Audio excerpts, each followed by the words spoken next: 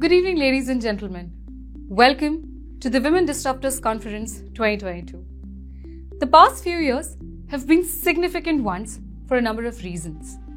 A fresh decade brought with its advancements in science, tech, entertainment, and politics. And women have a significant role to play in all of that. Take politics, for example. With the rise of female candidates and advocacy, it's clear that women are intent on making their voices heard. We at TechGig are proud producers of Coding Divas for the last 8 years. Ladies and gentlemen, I am your host Sukriti Yadavanshi, and I take this honor to welcome you all to the virtual grand finale of TechGig Geek Goddess 2022, an event that celebrates the coding spirits of women in tech. Diversity has been the prime focus ever since we started Geek Goddess. This year, taking diversity to the next level, we have equity and inclusions that will mark our Women Disruptors Conference with some exceptionally fantastic women leaders. I'm glad to share that more than 30,000 women professionals and more than 27,000 students have participated this year. Some of the top programming languages our Coding Divas have explored are Python 3, CPP 14, Java 8, Java and C. And some of the companies to create a mark in this edition with their women coders are Persistent, Tata Consultancy Services, Accenture, Infosys, and Cognizant Technology Solutions Corporation. Before I go ahead and unveil the segments, I would like to thank our presenting partner American Express India for being with us for 5 consecutive years. Our title partner Synchrony, Diamond partners Persistent and Wipro, Platinum partner EY GDS, Silver participant, special category Logitech, and digital partner Goldman Sachs. We have some exciting segments for each one of you watching us right now. But before that, it's time for me to call upon Mr. Sanjay Goel, Business Head TechGig, for the welcome address. Hello everyone, I'm Sanjay Goel, Business Head TechGig. It's an honor and privilege to welcome everyone to the grand finale ceremony of Geek Goddess 2022. Every year, TechGig welcomes all the participants, finalists, our corporate partners, industry leaders, and the Times Internet leadership to witness this grand event where we celebrate the success of India's top women coders. Coding, as we know, isn't just about writing piece of syntax and logic flows. Today, coding is the base of every life and business function. From banking transactions to ordering food using apps or making UPI payments, everything is managed through software. We all have seen how online shopping and key information availability in real time played a key role when people were in distress during COVID-19. The base for all these transformations is coding, and today we have among us an army of budding women coders who are willing to take these transformations to the next level and usher in a new technology era. I would say that this is a league of extraordinary women coders who made their way into the finals after braving a fierce coding battle with 65,000 participants. Amid these, only the top 500 moved to the grand finale coding round, where these women technologists fought all their might to claim the winner's throne. This year, most participants used Python for coding, followed by Java and C++. Most participants belong to Hyderabad, followed by Pune and Bangalore. While we have planned an exciting ceremony to declare the winners, I would take this opportunity to mention our corporate partners who are as passionate as us to promote gender diversity at tech workplaces. I would like to thank these partners for their undaunted faith in us and making Geek Goddess a huge success. My heartfelt thanks to presenting partner American Express India, title partner Synchrony, diamond partners Persistent and Wipro, silver participants special category Logitech, platinum associate EY GDS, digital partners Goldman Sachs. Today, as we gather to celebrate the culmination of Geek Goddess 2022 and the felicitation of winners, we bring you an exciting evening for all technology enthusiasts. We are hosting our marquee Women Disruptors Conference too, where top women leaders and technology thought leaders will share their advice and tips to navigate tech careers. We have curated a series of panel discussions and fireside chat sessions for you to learn and understand the need of upskilling and grow in the tech career. I hope you enjoy this evening and celebrate the genius of coders along with us here. Thank you, Mr. Goel, for giving a befitting start to this coding event. Up next, our first guest for the evening is an Indian politician and entrepreneur, technocrat, and a member of parliament in the Rajya Sabha who represents Karnataka. He completed Masters in Computer Science in 1988 from Illinois Institute of Technology, Chicago. He was handpicked by Vinod Dham to Intel, and he worked there from 1988 to 1991. At Intel, he was part of the architectural team that designed the 1486 processor, presenting Rajiv Chandrasekhar, Minister of State for Skill Development and Entrepreneurship of India. Thank you, Sukriti, for inviting me to speak at this Geek Goddess 2022, where I am told a league of extraordinary women coders who have made their way into the final after braving a fierce coding battle with 65,000 participants this year. Congratulations to all those who participated, and congratulations to the top 500 who moved into the grand finale coding round. This is indeed a extremely powerful and extremely positive thing for me to be associated with, and I'm deeply grateful that you gave me this opportunity to speak. Let me just set some context for you. In 2015, our Prime Minister Narendra Modi ji launched Digital India, and in his mind, he felt then, and he continues to believe now, that technology can be a great enabler, can be a great change agent for many things that we associate with our nation. It was his vision then, as he outlined in 2015, that technology brings deep changes in the way our citizens interact with government, our citizens live their lives, and therefore there would be transformational changes in democracy, governance, and in citizens' lives. He believed that technology in turn would also create additional opportunities for young Indians in entrepreneurship, in terms of skills and jobs and investments, and that in turn that would also expand the digital economy pie of our overall economy. And the third objective that he had for Digital India in 2015, way back then, was that India would move from being a consumer of technologies, as was the case for over 3 decades, to being a country where our bright minds, our bright young Indians would create platforms, devices, products that could be consumed by the world's consumers, enterprises and governments. And if you fast forward to 2020, where pandemic hit, and you look at our performance during the pandemic, you look at our resilience and response and economic performance during and after the pandemic, it is in sharp contrast to a large number of countries who had to deal with the same problem, or who came out on the other side of the storm with very different results compared to India.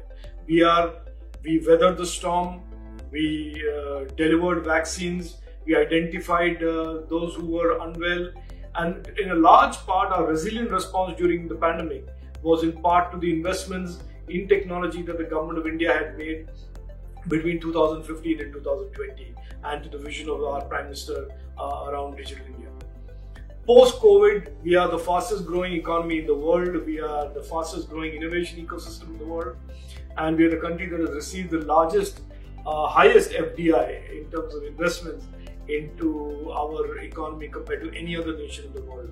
Our economy is today chugging along despite the recent challenges to the global value chains and global economies from the Russia-Ukraine war. We continue to be the fastest growing economy in the world, even as other bigger economies, so-called wanted superpower nations like the UK, US, China, falter with their economies and still are trying to recover from the COVID impact and the European war impact. In all of this, it is clear that we have, in a sense, reimagined our ambitions as a nation. We celebrate 75 years as an independent nation today, and we look to the next 25 years where India can really, on the basis of the confidence and the renewed energy and reimagined ambitions that the world has about India and we have for ourselves, we can safely assume that with a lot of hard work, as the Prime Minister says, Sabka Saath, Sabka Prayas, we will create a fully developed country. We will build a fully developed country, the new India vision in the coming years, in the coming decade that the Prime Minister has referred to as the India decade. We have recently, on the 17th of November, the Honorable Prime Minister and the Government of India, indeed the nation of India, has assumed the presidency of the G20.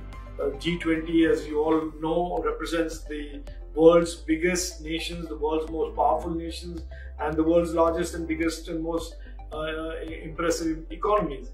And India today is the president of G20, and it will formally assume the presidency on the 1st of December, but the mantle has been handed over to the Honorable Prime Minister when he was in Bali on the 17th of November. And the narrative about India, the awe and respect that India has earned over the last few years, during COVID and post-COVID, is a narrative that has been built on a number of elements, but are largely to do with what we have done with technology, how we have excelled in technology, and how we have created entrepreneurship and enterprise at a size and scale that has been unheard of before and unprecedented in the history of the modern world. The G20, obviously, the 1 year of presidency of India will deal with a number of things, but central to this will be India's performance, India's stature as a nation that is increasingly shaping the future of technology, increasingly becoming one of the most inclusive societies and economies in the world by showcasing our digital economy, where even today there are almost 48% of the workforce in the electronics and digital space are women, and in the fastest growing segment of that, which is outside of the innovation ecosystem, but the other fast growing segment, which is the electronics manufacturing ecosystem, where we have gone from being a nation which had zero exports in 2014 and almost all devices and consumer electronics products imported, to being a nation where we manufacture 97% of our mobile devices. That industry, where 66% of the FDI has come in the last 3 years, that industry today where the world's majors are setting up shop, and we are exporting from India 70,000 crores worth of Apple phones, Samsung phones and other assorted consumer devices to the world's enterprises, consumers and markets. That industry today comprises almost 80% of manned leadership and workforce being women. India is a stellar story in many ways. Our digital economy, the vision of our Prime Minister being implemented by and executed by thousands and hundreds of thousands and millions of young Indians all around the country, is a story in itself. But the other story that is as compelling, as exciting, as much as a beacon to the world as this performance in technology has been the role of women entrepreneurs, of our women engineers, of our women in the digital economy and the digital workforce that have today performing at levels that are comparable to, if not better than, any man or any other comparable engineer anywhere in the world. So I think that story is a story that needs to be repeated, amplified. The women stars in the digital economy, the women stars in the digital ecosystem are clearly setting the benchmark for women all over the world, and indeed engineers in general all over the world, in terms of their performance and their ingenuity, in their commitment, and in terms of their contribution to the innovation ecosystem. I will end by saying this: the Honorable Prime Minister has referred to the coming decade as a decade full of technology opportunities. He has referred to that as the India decade. This coming decade is where technology of all kinds represents all kinds of opportunity. Over the years, last few years, the Prime Minister and the Government of India has thrown open multiple opportunities that range from space to AI to Web 3.0 to high performance computing to the cloud. There are tremendous number of opportunities that are emerging. We have a higher education and skilling ecosystem with the National Education Policy that is further serving to catalyze the young Indian, be it man or woman, boy or girl, their aspirations to succeed, at the global standards. Those are all being catalyzed through a combination of the education and skilling ecosystem, and the rapidly opening up opportunity space that really today no longer depends, as it used to in the past, on who's father or who's your father or who you're connected to, but rather by simply your enterprise, your innovation, hard work, grit and determination. So I think the future is bright, the future is full of opportunity for young Indians. I completely salute this program of celebrating. It's an interesting phrase, and I congratulate all of those who have done so well leading up to this contest. I will end by sharing a story that has left a deep impression on me after I became minister some months ago. I had an opportunity to be part of a contest organized for government school students around AI coding, and there were 1,000 students that participated from all over the country, from government schools all over the country, to learn AI coding and to create programs based on that learning. And one of the girls who won the top prize was a girl called Nandini Kushwaha from Lalitpur, UP, from a government school there. And she left an indelible impression, and in a lot of ways, she represents the future of Indian women and India in particular, in general. When this Nandini Kushwaha of Lalitpur, UP, demonstrated an AI program that she had developed completely using open source data sets, which would take an image of a crop or leaf of a crop and throw out, based on its algorithms, what the crop was deficient in: water, phosphorus, potassium, urea, etc., etc. And this is a 9th standard girl from Lalitpur, UP, Nandini Kushwaha. In my opinion, more than any person, any other story, represents the aspirations and future of Indian women, Indian girls in particular, and the Indian youth, young Indians in general. I think the future for India, India's decade, is, as the Honorable Prime Minister said, is going to be delivered on by hundreds and thousands of young ladies and young women and young girls, and of course young Indians all around the country. And I will end by saying, I wish you all the best. May the force be with you, and may your tribe continue to grow and swell and bring pride not just to yourselves and your families, but to the country as a whole. Thank you. Jai Hind. We're grateful and honored to have you here with us this evening, Mr. Chandrasekhar. Diversity, equity, and inclusion are the 3 important pillars that we focus on in our grand finale of this coding event every year. Let's see what one of our industry leaders from Deloitte has to say about these 3 critical issues. Presenting before you, Lakshmi Madhu Akula, Consulting Leader at Deloitte. I'm Lakshmi Madhumati Akula, and I'm a Consulting Leader with Deloitte. I'm a mixed bag of emotions today, humbled with this opportunity to talk on this forum, excited to share my thoughts with so many tech women, and hopeful that I will be broadening my network and making new friends. So with lots of congratulations and best wishes to organizers and participants, a little about myself. I started my career with Deloitte 20 years ago as a campus recruit in SAP Tech. Started coding, delivering large-scale global projects powered by SAP in first few years. Gradually, I stepped on my roles, broader roles, different roles at client side and offshore. As a technology subject matter expert, I ventured into project management, data, and integration spaces. And today, I'm known to lead large-scale IT and business transformation programs for consumer and tech clients. I believed and followed 3 mantras in my career. 1, career is a marathon, not a sprint. I played it like a test match, like you have the attacking overs, where you take the new opportunities, grab new opportunities, challenges, and throw the ball or hit the ball out of the park. I also had situations where I ducked and defended when I needed to focus and play right and sustain in the game. Second, challenges are opportunities. I raised my hand with confidence, took up some challenging roles, got out of my comfort zone, some good experiences, bad and ugly, but in all made me better and what I am today. Third, invest by my organization and mentoring by my leaders and colleagues.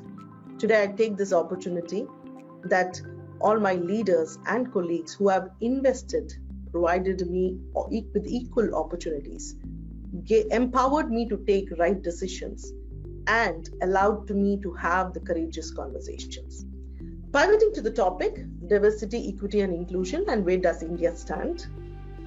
In my 4 decades of life, and I hear growing up, the first 10 years, Beti Bachao, next 10, Beti Padhao, next 10 was getting more women into workforce. Next was breaking ceilings, glass ceiling, and having more women in leadership. And the next 10, what I want to believe is that all of the above together and driving equality in every aspect. When I say every aspect, social, economical, and political.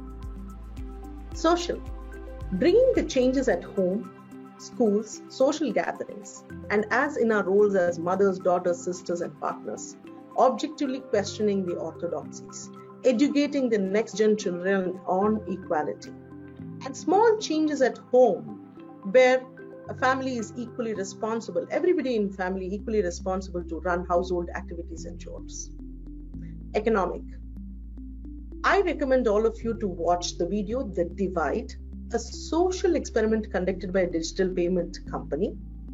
And this motivated me to understand, learn, and plan my personal finances. The next few years, I believe women need to educate themselves about financial independence, and just taking a paycheck home is not enough. Political. I'm a strong believer that there should be more diversity at policy and lawmaking tables. Something like equal parenting, opportunity to equal parenting, need to have the right attention. Motherhood is a blessing, but women should not have to choose between motherhood and career. I strongly believe equal parenting will help facilitate many women not leave their workforce. Summing up my thoughts, where does India stand? We have come a long way from what I heard in my early years, Beti Bachao days. That doesn't mean we let go of steam. I take pride in championing diversity, equity, and inclusion in my firm, where my organization sets new goals and objectives every year to achieve better results. These goals and opportunities transcend to our personal goals and objectives every year, and we are mapped to the success of it. I take also pride in stating that in Deloitte India offices, we are at 41% women workforce. We also are looking to double up our women leadership in next few years. I call upon my fellow tech goddesses that we together break a few myths and foster few paths. We need to be ambitious. Being ambitious is not a sin, and let's not take the guilt role. Raise your hand when you need an opportunity. Raise your hand when you have a point to say. Someone calls us emotional, let's spin and believe that we are empathetic and bring passion to work. Let's trust our networks, mentors who are ready to invest in us and empower us. Each of us need to mentor female talent and foster female networks to be able to go back as sounding board for suggestions when we are in crossroads. Prepping up for this session, I came across few interesting and positive facts. Percentage of women in tech chief roles like CTO and CIO is higher than other CXO positions. And this was news to me. Wow. During last 5 years, fund for women-led startups grew at 59% annually. In the last 2 years, 75% of women who actually responded to a survey said that, and who stayed in tech careers, said that they have role models to look up to and they are positively growing in their career. As I said, we have a long road to move up diversity, equity, inclusion footprint in India. And the facts and stats I came through, read upon, and with the association of some amazing, inspiring women leaders in tech, both in Deloitte and in otherwise industry, I'm sure that my next 10 years will see a different India. With that thought, thank you.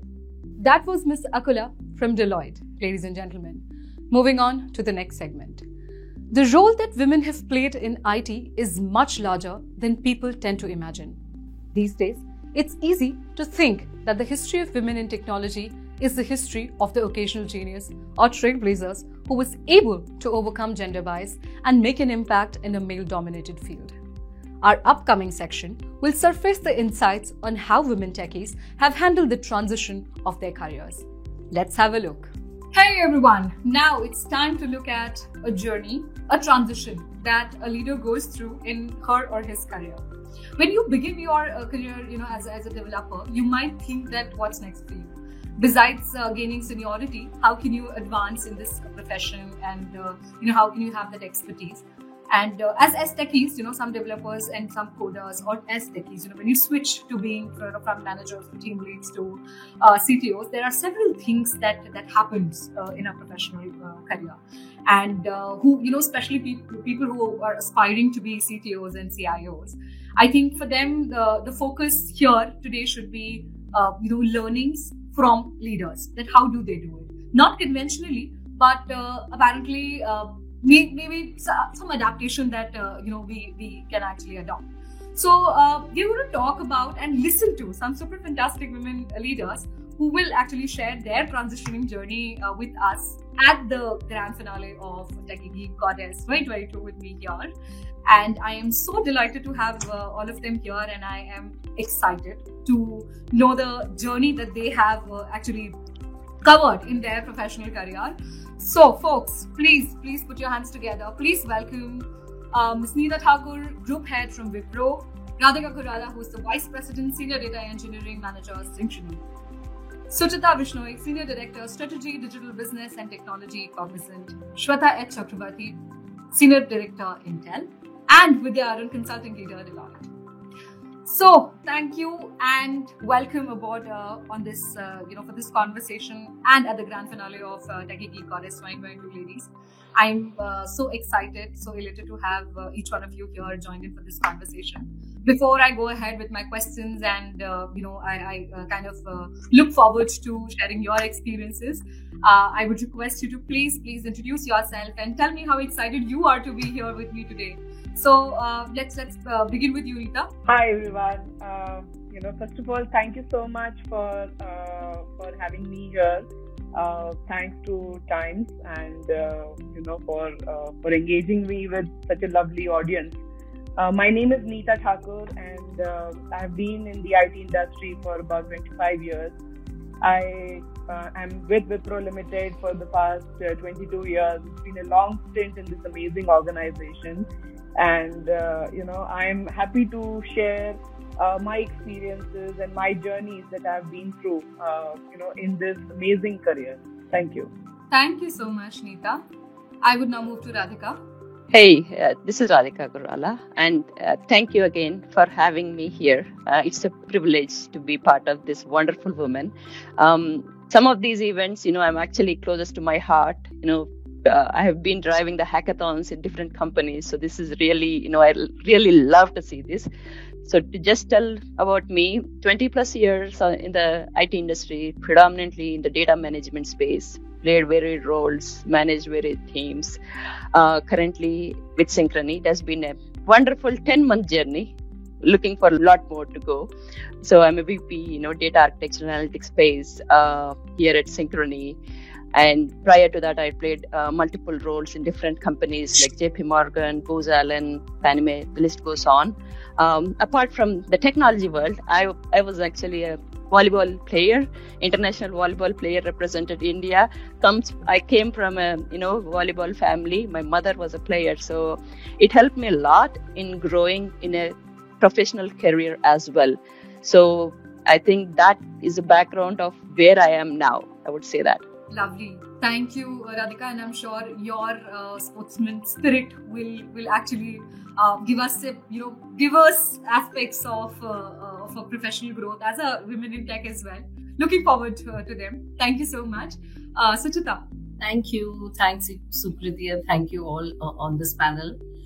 It's going to be an engaging session, I'm sure of that. So one of the things I really wanted to compliment you all is the title of this event. It's so different from generally the events that are happening. Geek Goddess really sounds interesting. And I'm sure all the participants are equally excited given the opportunity they get to meet new women folk here.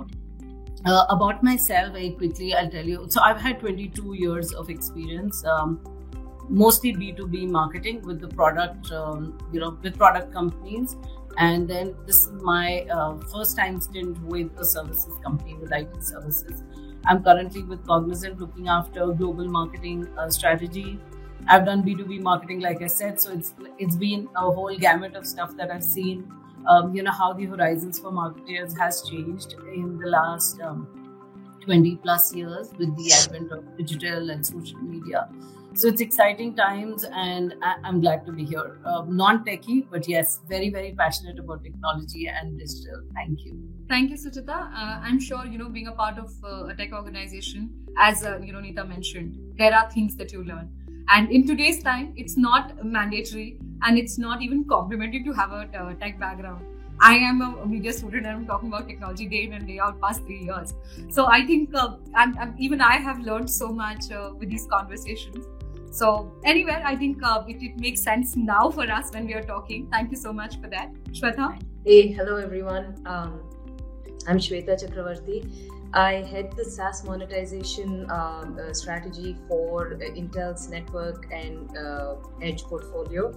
And I'm also the chairperson for Intel's Women at Intel chapter for India. And I must say, I'm super excited to be here.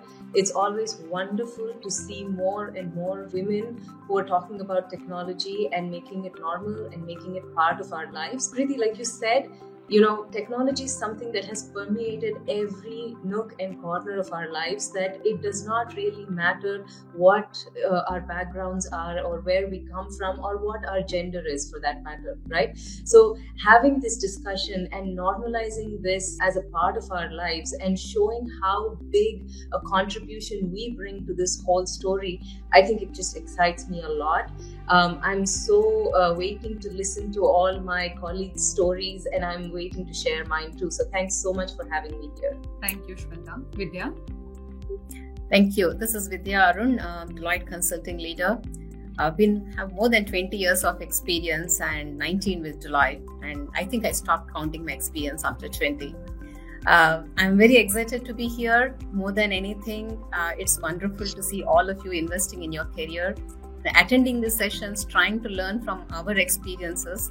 And I hope you'll become the future leaders much faster than us. And anything I can do or say or share to accelerate that, I would be very happy to. So look forward to speaking with you. Thank you. Thank you so much, Vidya. Techie Geek Goddess as a flagship event for women in tech, it's not just a coding event, right? We have our primary focus onto diversity, onto equity, onto inclusion, and a very integral part is the exposure and the learning that we try to provide to all the women in tech through our, Women Disruptors Conference that we host every year on the grand finale day. And that's exactly wherein we declare the results as well. So, the whole amalgamation that we try and put forth for our audience, for our, participants here, is something that we holistically want everybody to learn. It's not just, the coding skills that you would want to enhance, but in terms of, aspiring to be somebody, aspiring to maybe get to a position even. I think your all contribution when we have such conversations is something that really triggers, that really helps, that really kind of motivates the people out there watching you. And I'm sure, people who are working in your team would look up to you for the kind of, the way you work, the pattern you follow, the ideas you have, the strategies that you put in. And, I think the best way to pass on to the resource or the ideas or the learnings that we have is such conversations. So we try and do that every year. And like every year, this year again, I'm here with, 5 superwomen talking about tech and their journey, which is going to set example and help our coding divas today understand the challenges, understand how and what it takes to actually cover up this transition and things that happen, basically. So without further ado, I would want to get on with the questions. To sort of start with, as a women in tech who've witnessed the transition of being an executive or developer to a tech leader today, or maybe, a tech leader in IT industry, no matter what our background is. What is that one learning experience you want to share with our, coding divas today at this, grand finale? So I would like to start with Meeta. Okay.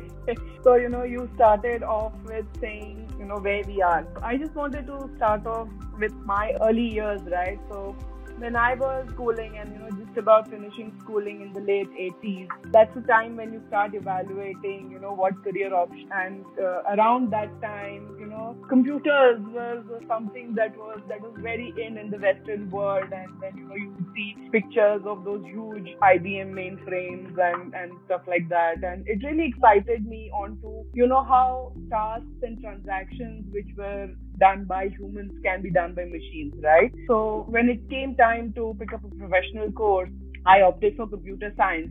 And fortunately, it was not a stream very sought after in engineering. People still went ahead with traditional engineering courses like electronics and electricals and civil and so on and so forth, right? I was, and I thank myself rather, for taking such a bold move and, picking up computer science as stream. And I'm super excited for making that decision even now, right? And by the time I came into my final year of engineering, India was already at the boom thanks to so many schemes that the late Prime Minister Rajiv Gandhi brought in, right? I worked, my final year project in my 8th semester was the one wherein it was for a huge manufacturing company. It's a global company based out of India. We transformed they used to make switchgears for, industrial purposes. So we transformed their designing of their entire switchgear module from about 2 months to, about 2 hours, right? So, feeling the here and now of a software product, making change in the manufacturing domain, right? And by the time we finished our designing of the switchgear in about 2 hours time, the design went off to the factory and they could start manufacturing. So the time to develop the design and the time to production was tremendous. And I think, between then and now, 25 years now, right? The advancement in terms of the hardware and the software is tremendous, right? We have colleagues here now who are, like Radhika or Shweta, they are into data. So I think, from an industry shift perspective in IT, what we've seen and what we will see in the next 10 years is data security and ability to do, that is time to market the code faster, right? Mm-hmm. So these are the 3 pillars on which a person should look at building their career. And there are umpteen number of courses you go for, full-fledged engineering or sciences courses or, short-term courses to hone your skills in these areas. Right, so I feel data security is a big thing, right, and mobile, right. These are the 3 areas that are going to be the in thing now. They are already, right. Who would have imagined, our grandmothers doing WhatsApp call to us, right? So it is about making technology simple, making technology available for the masses, and making technology not a buzzword which only scientists can use, but it is a word that, any remote place, any remote person can get connected to. And we've seen that tremendously now, right? That's what is my take on, where young talent should focus their attention in. And this is all about technical stuff, right? But what I think makes a person successful is even the softer skills that you acquire, right? Your ability to communicate an idea. It is language agnostic, right? Your ability to work in a team, in a collaborative environment. And I think that is where, working in a team sport plays a significant, that mindset brings in. And I'm sure Radhika has also coached many people with that mindset in mind, right? Right? Showing empathy to your colleagues. For women, empathy and emotional quotient is extremely high. So women don't have to struggle with that, unlike our men colleagues, unfortunately, right? And being an empathetic leader, right? Being an empathetic individual makes you an amazing leader. That's my learning over the past 25 years, right? Then when you talk about, as a person advances, you start off your career with coding, and we've all started with that. But as your career advances in IT industry, you realize that there are so many, sub-streams within the industry itself that you can, pick up and choose to learn, right? But you should always be ready to upskill, to learn, and to grow. That's been my mantra. And, that is what takes you to the next level. That's one. Second is always ask for more challenging roles from your supervisor. That shows your ability to take risks. That shows your ability to take higher challenges. So these are the two personal traits from an individual that I can think will help you grow. My experience, Sukriti, in a very short span. Thank you so much. Radhika, now coming to you, what is that one learning that you would want to share? I mean, you think that has happened and you're happy about it, because, we'll deep dive into all those things of how has your journey been. But in the meanwhile, one generic thing that you've seen, you've experienced, and one learning that you think are, women in tech, or let's just say techies should know for that matter. Sure. I think one thing which I always keep in mind is change is the only constant thing. Don't resist, embrace it, right? Personally, what I would do is, if I'm comfortable in one position, I feel restless. That means I'm doing something wrong. I'm not growing, or I'm not learning something new. I'm not venturing into a new role, or whatever it is. It need not be technology. It can be anything, right? I think that keeps me going. Otherwise, I go crazy. That's me again. And most of people wouldn't probably do it. But what I coach to the people from the lessons I learned is, don't hesitate don't hold back. Take risks and, face your fears, face your biggest challenges. And I know initially it might be scary, but you feel that will help you not just in career, right? Even bringing up the kids. That you're like walking the talk. It's not just about the job. It's also how you deal with the kids or the family and everything. So face your fears. The other thing is, I say to the team is, don't be afraid of failures. They're part and parcel of life. Success, when you celebrate during success, but don't disheartened or discouraged when you fail. I'm not saying you have to fail, but when you fail at something or not successful, you learn a great law, and that will stick you to forever. And I think that will build your character, accept it, learn from it, and move on. I think that's what I would say to everyone. Encourage each and everyone to step away from their comfort zone. Are you doing the same thing? You're doing something wrong. So please, that's what I would always say to my team or anyone. The other thing I always push the team is, I know job is something you do, agile, Jira board, everything, that will stay. But what else are you doing beyond your job? Are you a part of any network, a group, and all these, right? It need not be technology. It can be anything. And that grows your personality and your confidence in reaching and approaching anyone, influencing, and talking in a forum. And that is very valuable when you grow up in your career. So those are the few things I always push my team, to do. Thank you, Radhika. With this, the failure part that you were mentioning, with this I'm recalled of something that my mother used to say. We were very small, and when we used to learn our bicycles way back. There was this day when I met with a small accident, and I came back crying home, and then I told her that I'm injured and all that. She said that today you've learned. You've fallen down, you've injured yourself. Today you've learned the cycling and everything. You will be confident after this.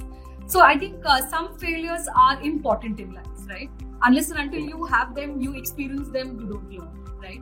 So I think same as with getting out of your comfort zone. If I learned the cycling, if I would have learned it in one single day, I don't think I would have enjoyed it. You didn't even care.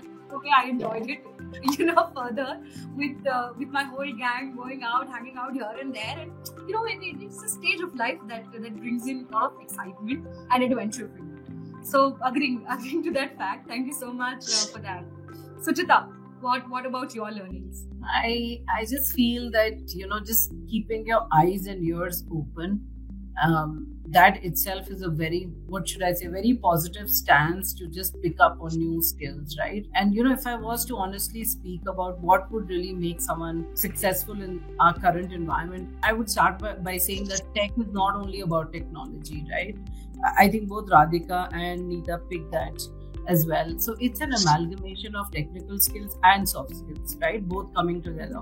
And I, not being a techie per se, but being fairly successful in a technology world, I would just start saying that to be successful in this competitive tech world, we cannot undermine the importance of creativity. One big point I'd like to put forward. And it also brings the ability to think out of the box to solve any problems, right? Each one of us, any stage of our career that we are in, we are handling projects, we are on live projects at client locations, we are on critical projects with the organization. So just being able to think out of the box and being able to solve client problems is a big thing.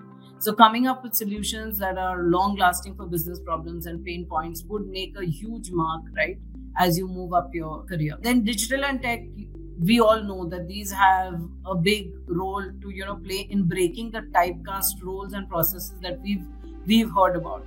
We were born in a non-tech environment, right? We've learned technology as we moved.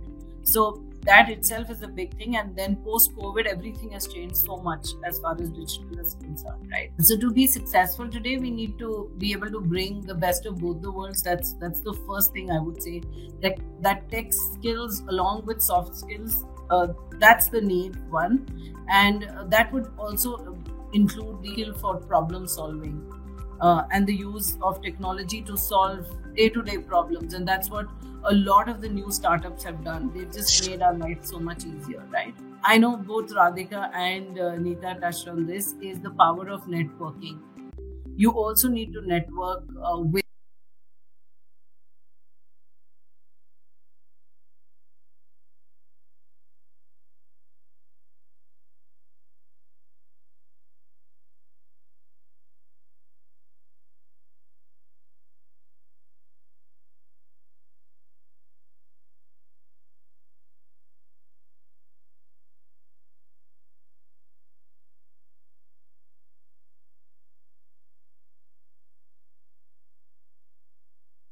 keep learning through both structured and unstructured ways. Honestly, even after 20 years of being, a B2B marketer, I took up courses in design thinking in B2B marketer. I took up courses in design thinking in innovation and strategy, just to be able to make that shift from marketing to something which had a more direct impact in business, right? So that's one thing I would say, that certification in courses that will add value to your core strength. They don't have to be necessarily only technology we are talking of, but courses that could be, that could help in lateral movement and job rotations as well. So enroll for certification programs, cohort courses, self-paced learning.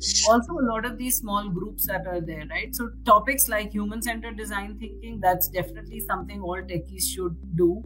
Innovation, leadership, power skills, depending on where you are, even in mid-management, right? If you start doing this early in stage, you obviously have more opportunity. You are able to move out of your comfort zone, like Radhika mentioned. Just move out of your comfort zone because you're backed by, you've just kind of widened your horizon by being able to do more. Being part of live events, I think COVID had put us back. There were no live events, but today all of us want to be part of live events, discussions, forums, any group activity where there is informal channel to spruce up on information. That's definitely something that can establish more credibility. And one must also operate with an end consumer mindset. Put yourself in the client's shoe and then see, how do we solve problems? And women, especially, and we're talking to geek goddesses here, women are extremely instinctive, right? So sometimes instinct works better than analysis. So use that power to be able to assess what you're doing on a day-to-day basis. I think that's my sharing, from where I am today.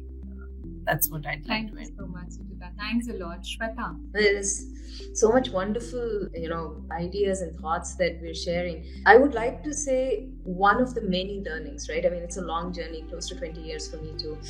There are multiple points at which you, move up a step function because of an experience or because of an aha moment where you learn and you realize and then you move up, right?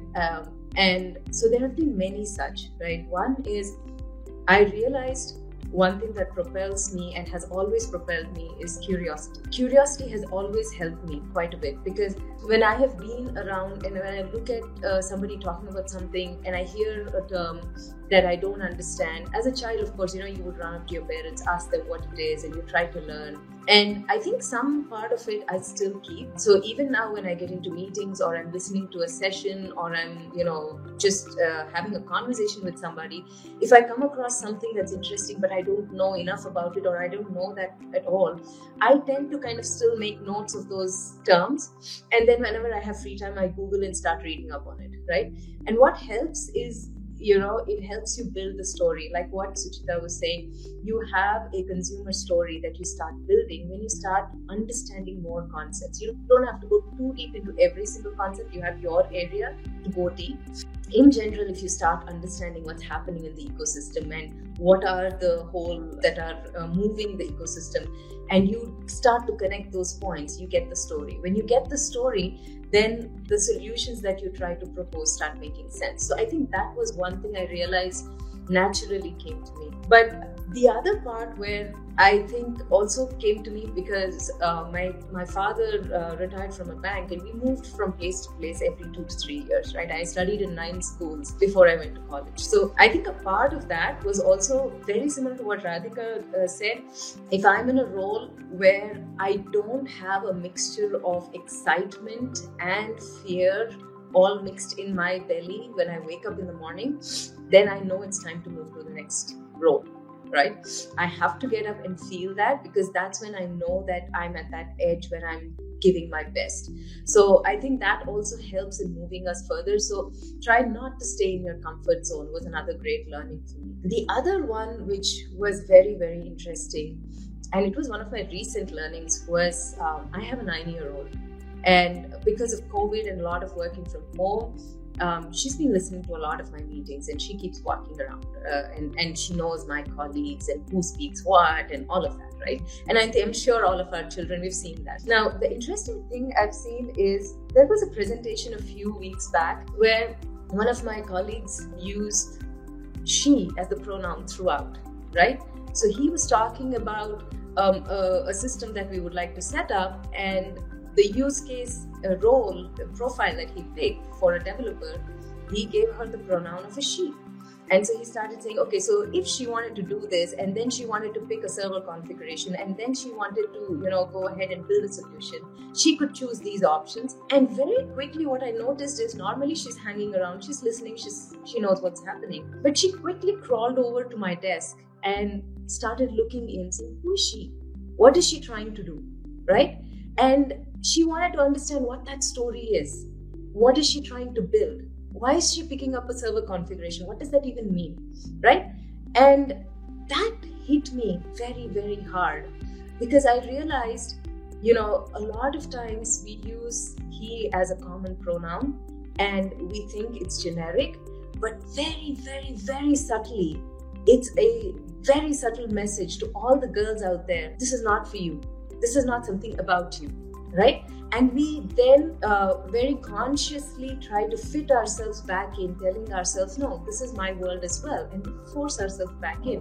But just that one inclusive pronoun suddenly made her embrace that world that normally wouldn't be something that women are known to embrace as much. And it's increasing, it's getting better. But maybe these are these subtle biases and judgments which we go through in the society, we don't even realize. And so then I realized that, this is probably what we do when we speak about fashion, right? There's probably a lot more of she there. And, we send very subtle messages to our boys, not something for you. And we use a lot of he in technology and we send subtle messages to our girls, not something for you. So it actually made me realize, and it was a great aha moment for me to realize how important it is to use inclusive pronouns, right? And I also realized we need to stop looking at ourselves as women through the society's lens, because the society is going to take time to change. So we need to look at ourselves through our own lens. You may not know my value in this area or in this particular, segment, but I know my value and I'm going to keep pushing through it. And I know I'll keep moving ahead. And so I'm not going to wait for your judgment or your approval. You'll probably catch up at some point, but I'm going to go on my journey. So for me, these have been very, very powerful learnings that I have gotten in the last few years. And I believe that, all of us as women and as geek goddesses, we're awesome, we're amazing, and we're probably, I think this is my last point of learning which I'd like to share for this moment, is we're probably a few notches better than what we think about ourselves, right? So we just have to keep reminding ourselves that. That was a beautiful and very, I was intrigued by the narrative that you've just shared with us, Shweta. And, one of the past conversations that I had, it was one of the pre-events that we were doing for Geek Goddess. And then one women leader said that, back when, 30 years back when she started her career, there was no term called a female techie, a female coder, or a male coder. You were just a coder. That bifurcation has been made. We've done it. And we've done it in order to address the diversity factor, equity and the inclusion factor. Now, when we try and address these, little bits, when you shared your aha moment of your daughter registering that very small thing, right? And her curiosity to just understand that who is she and what she wants to do and how is she doing is something that we need to build in the next generation. We have to tell them that, this is meant for you. And you have to be in doubt that, if it's being addressed as he, it's not meant for you. As, you mentioned, development of curiosity, that development of belongingness is something that is very important for us to believe onto. And only then things are going to change for us. Rest, I think all of us are working on those grounds of not differentiating and eliminating that biasness from not just the tech world, but from the fashion industry, from the health tech, you name it, and everywhere people are trying to work it out in all possible manners with the inclusivity of LGBTQ. We're trying to be more holistically covering up every individual in all possible manners. We might not be parallelly matched with what the countries are doing, the foreign countries are doing, but then we're probably going there. We are there, and we'll it's sort of a journey that every organization has taken up, and someday we're going to be there, and India will be positioned in such a manner. So thank you so much. That was a very, very beautiful narrative, Shweta. I will now move to Vidya, and I would like to know her learnings that she had. Vidya, please go ahead. Sure. I think my top two are again like what my panel members have said, that is adapting to change and moving out of comfort zone, playing different roles. That's absolutely top two. But a couple of more points I wanted to elaborate. One is find a mentor whom you work with and whom you help him or her to be successful. Periodically ask what are the things that you're doing well, what are the areas that you needed to work on. Could be something done differently, or maybe you have not done the right way. It might include how you're interacting with others. Appraisal is all about how you're doing your job. The discussion with the mentors is all about how you are doing with respect to your career. So, and it's not going to be one person. As you cross your different stages, you're going to have different mentors. But it is very important to ask those questions so that you get a very honest feedback. That's one. Second is, adopting to different styles. And I'm not saying about leadership styles, because all of us will adopt to however our bosses are working, right? Mm-hmm. But when I talk about the styles, it is about the styles of your peers, styles of your juniors and team members as well, because everyone are going to be different. And in IT, it is all about the people. You will get the best results from the practitioners or the team or peers, leaders working around you only when they like you more than what they think about you or your designation. So understanding the child, their styles, adopting, and also accepting their styles will truly make you a good team player, and that is absolutely important. And next is the networking, which you hear so much on. And don't worry that you're not going to drink or smoke or go for the goal. And I know there are a lot of perceptions around you will be successful only if you do that. I have done none of that. Networking means how you are able to do an activity-based relationship with anyone. Now, the activity could be big or small, but it is giving the other person an opportunity to understand you, your capability, and therefore understanding your brand. Otherwise, no matter how many lunches and dinners you're going to do, your brand is not going to be built. So you can have with network with few, but they will be your proponents and your, advocates in a bigger forums or a larger forums. So invest in your time wisely, which all of us have limited, right? And then read well. And I'm not talking about the technology read, because I know all of you are really good in technology, which is one reason why you're attending this session. But you needed to read well about the industries, the business, the sectors that you're serving. Because if you do not understand those businesses, there is no way you'll be able to articulate how a technology can solve that business problems. And you're not just going to talk with someone who knows technology. You're going to talk with the business leaders. You're going to talk with the account leaders or CFOs for whom the business is entirely different than what you know of. So ability to understand their point of view, ability to articulate is very important for you to move up, because then they start seeing you as an ally or not someone who's just sitting somewhere away and then trying to talk about something geeky which you don't understand. And then finally, I'm going to say, enjoy the ride. It's going to be thrilling, it is going to be exciting, it's going to be scary, and once in a while it's going to be depressing as well. But then that's how the ride is going to be, right? And you're going to enjoy the shade only when you walk in the sun.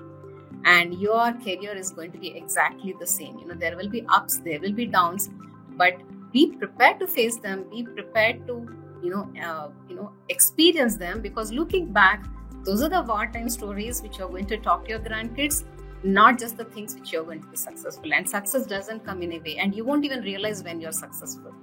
Every time there is a new learning, and every day is a new day. And when someone asks you what is your experience that is happened, you'll probably think, okay, maybe I've done something different. So just sit back and enjoy, and then expect anything and everything, plan for everything, but do absolutely the best what you can. With that, Sukriti, over back to you. Thank you, Vidya. All five of you have agreed to certain pointers, and has been a common learning for all of you. Now I would like to deep dive to your personal learnings and know more about it, of course. Starting with Neeta, you started your career as a computer science engineer, you mentioned. Then you've had a diverse experience in the tech ecosystem. What career path, something that's exponentially growing or is in demand, would you like to talk about? For the millennial generation of women working in the tech, right? Right. So one cannot be prescriptive about IT at this point in time, right? And I think, like I've alluded earlier also, I feel that, and this is what I've read across also, and as per the labor survey also, the IT sector in India is tabulated to grow at 11% from 2000. One should upskill in these areas if you talk about pure technology. But as you advance, your career, and there are points in individual's life. For example, in my life, there was a point when I started as a coder, and I still do a lot of, I had a unit which does implementations for a SaaS product, right? And I learn about it because, it keeps me abreast about what I'm going to sell and do. But one has to be, if you choose to have a diverse career path within the IT itself, right? You could go in for managerial courses like Suchita was talking about, okay?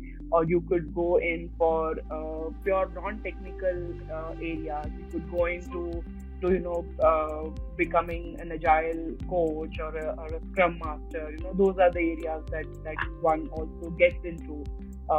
And it is related to IT, though, you don't have to sit and code day in and day out, right? So, and also I think more and more software companies are adopting towards building products which are low code, no code. And there are products which are coming in and staying in that space, right? And what it gives to a consumer is about, how quickly you build a product and you hit the market, right? So I think those are the areas that one has to watch out for and has to keep learning.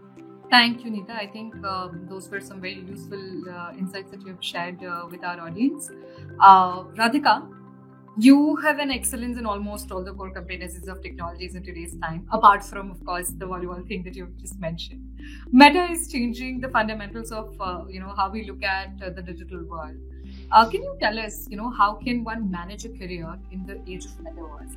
Anything specific that you would want to highlight for our women in tech who are watching us? Sure. I think it's cool stuff. Definitely cool thing. One that's coming or upcoming, and I think I've seen a lot of. I think we all seen the technology which has evolved a lot, and there are a lot of technologies or tools that came into the market. Some really disrupted, how we operate on day in, day out. Some are not so much, right? So if you ask me personally, I would wait. For me, I wouldn't probably jump into learning metaverse yet. The reason being, for me, I think the fundamental and the basic would play a key role. And if a person is solid and strong, I think someone was saying, if you go deep, you don't go everywhere, right? Like based on what relevantly tools or technology you're working, I think you should go deep and understand in and out. And if you know the basics and fundamentals well, I think that then it's easy for you to learn anything relevant, of course, relevant technologies or tools. For me, I think what's interesting about data space, or why I stick to the data space so much is, it always helped me understand the business more. I was able to help the business give the inputs and analysis or statistics, what they needed to drive the business. And in the meantime, I was able to learn, how the company works. What do we need to do better, what not? And that actually is always, helped me stay in this data analytics space. And I think tools and technology will come and go, but I think the core, what we are giving to the business and how, and keeping things simple. I think I would keep things simple. Then coming back to metaverse, right? Right now, I think it's fascinating, but where is it now in the journey? I think it's a little long way to go. It might serve really good in certain places, maybe healthcare and gaming and few other places, right? I would wait and see for the acceptance. How much acceptance it is, how much accessible it will be. We need to see how many problems is it solving, or the actual use cases in terms of business is it solving. Is it like majority of the person it will influence, it has an influence going forward? Maybe yes, I would want to know more. But at least at this point, I would want to wait, because there are tools and technology which are serving the business, even if machine learning came into picture, a couple of years ago. But just learning machine, people have gone, 6 months course. Oh, I have machine learning diploma. Does that really help? I wouldn't say no, because understanding the in-depth knowledge, like statistics, the core plumbing, then it will be helpful. And along with the business, right? You need to have a very good understanding of the business to use it put it to use in a day-to-day life. You need to know which model will work better for your data. And again, I think the data will come into picture. You need to understand your data well and what will work and what will not. So I think my advice to everyone is I think foundation should be strong. I know mainframe, everyone talks, it's a legacy.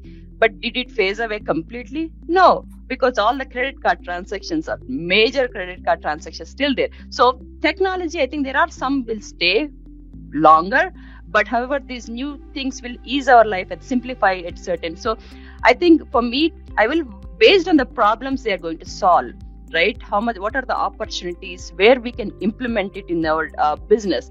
I think that would motivate me to go into that, learning or understanding, if not learning, how it works and where it can be put to use better.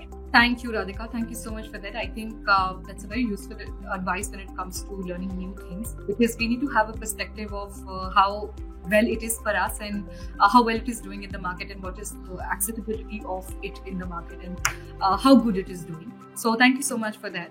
I will now move to Suchita. So Suchita, you serve as a D&I council member at Cognizant, right? What are your suggestions for succeeding in a competitive, tech career? You had a different background altogether, and you've learned so much when it comes to addressing the business needs.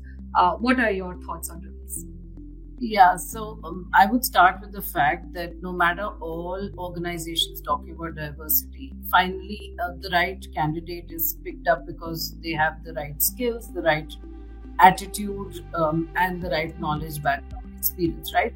So, I would strongly recommend that everyone, especially those who are really, really gung-ho about building a career in tech, need to also, and some of the points I've already mentioned, but 3 key things that come to my mind is the ability to be able to connect the dots, right? They have to have the ability to see the big picture, no matter where you are in the level. You could be a junior person, mid-level person. Ask questions. When you're working on projects, ask questions so that you know what is the end that is expected out of a project that you're working on. Be able to collaborate with teams, right? Cross-pollinate with various teams. Radhika also mentioned it can't be just restricted to one technology, right? If you're an AI expert or you are only on data, you cannot be negating the facts that there's a security, there's a sustainability issue that's coming up big time. There's the whole gamut of experience and end user experience, right? So the ability to cross-learn, cross-pollinate, cross-engage with different teams, and those teams are experts in their own scenario. That's very important. The ability to connect the dots so that strategically you are able to see where you intend to go, and how is this going to shape up? What is your contribution and what you're doing, and ask the right questions. The second thing, and we've spoken about it, never stop learning. Never stop learning. There's so many, paid opportunities where you take certification. There are also things that are available on LinkedIn. There are a lot of YouTube content that's available. Just pick up anything that interests you, not pertaining to tech, but anything that interests you, so that your mind is engaged at all times, and you're picking up on new things, and you don't know when you're learning. Like someone just mentioned, you don't know when you will become successful. We're all in that journey, and each time we learn something, we think, oh, now this is the end. It isn't the end, because it's just the tip of the iceberg. Technology per se, the way the world is moving is changing so fast, we don't know when we know it all, right? So that's very important. Never stop learning, because it will help broaden your horizon, and therefore you obviously be having a lot of ideas to contribute when you're working in a competitive environment. Third thing I'd like to mention, and I strongly believe, is that treat yourself as an entity, and build your own brand. You should know what you are known for in a team. You cannot be just about anyone in a team of 40. They should know what so-and-so stands for. Do you stand for confidence? Do you stand for, reliability? What is it in you that people would want to come back and pick you, to do or on critical projects? So start building your own brand, and that's very important. I'm a certified image consultant myself, and I have realized, and it brought about a whole open-mindedness in my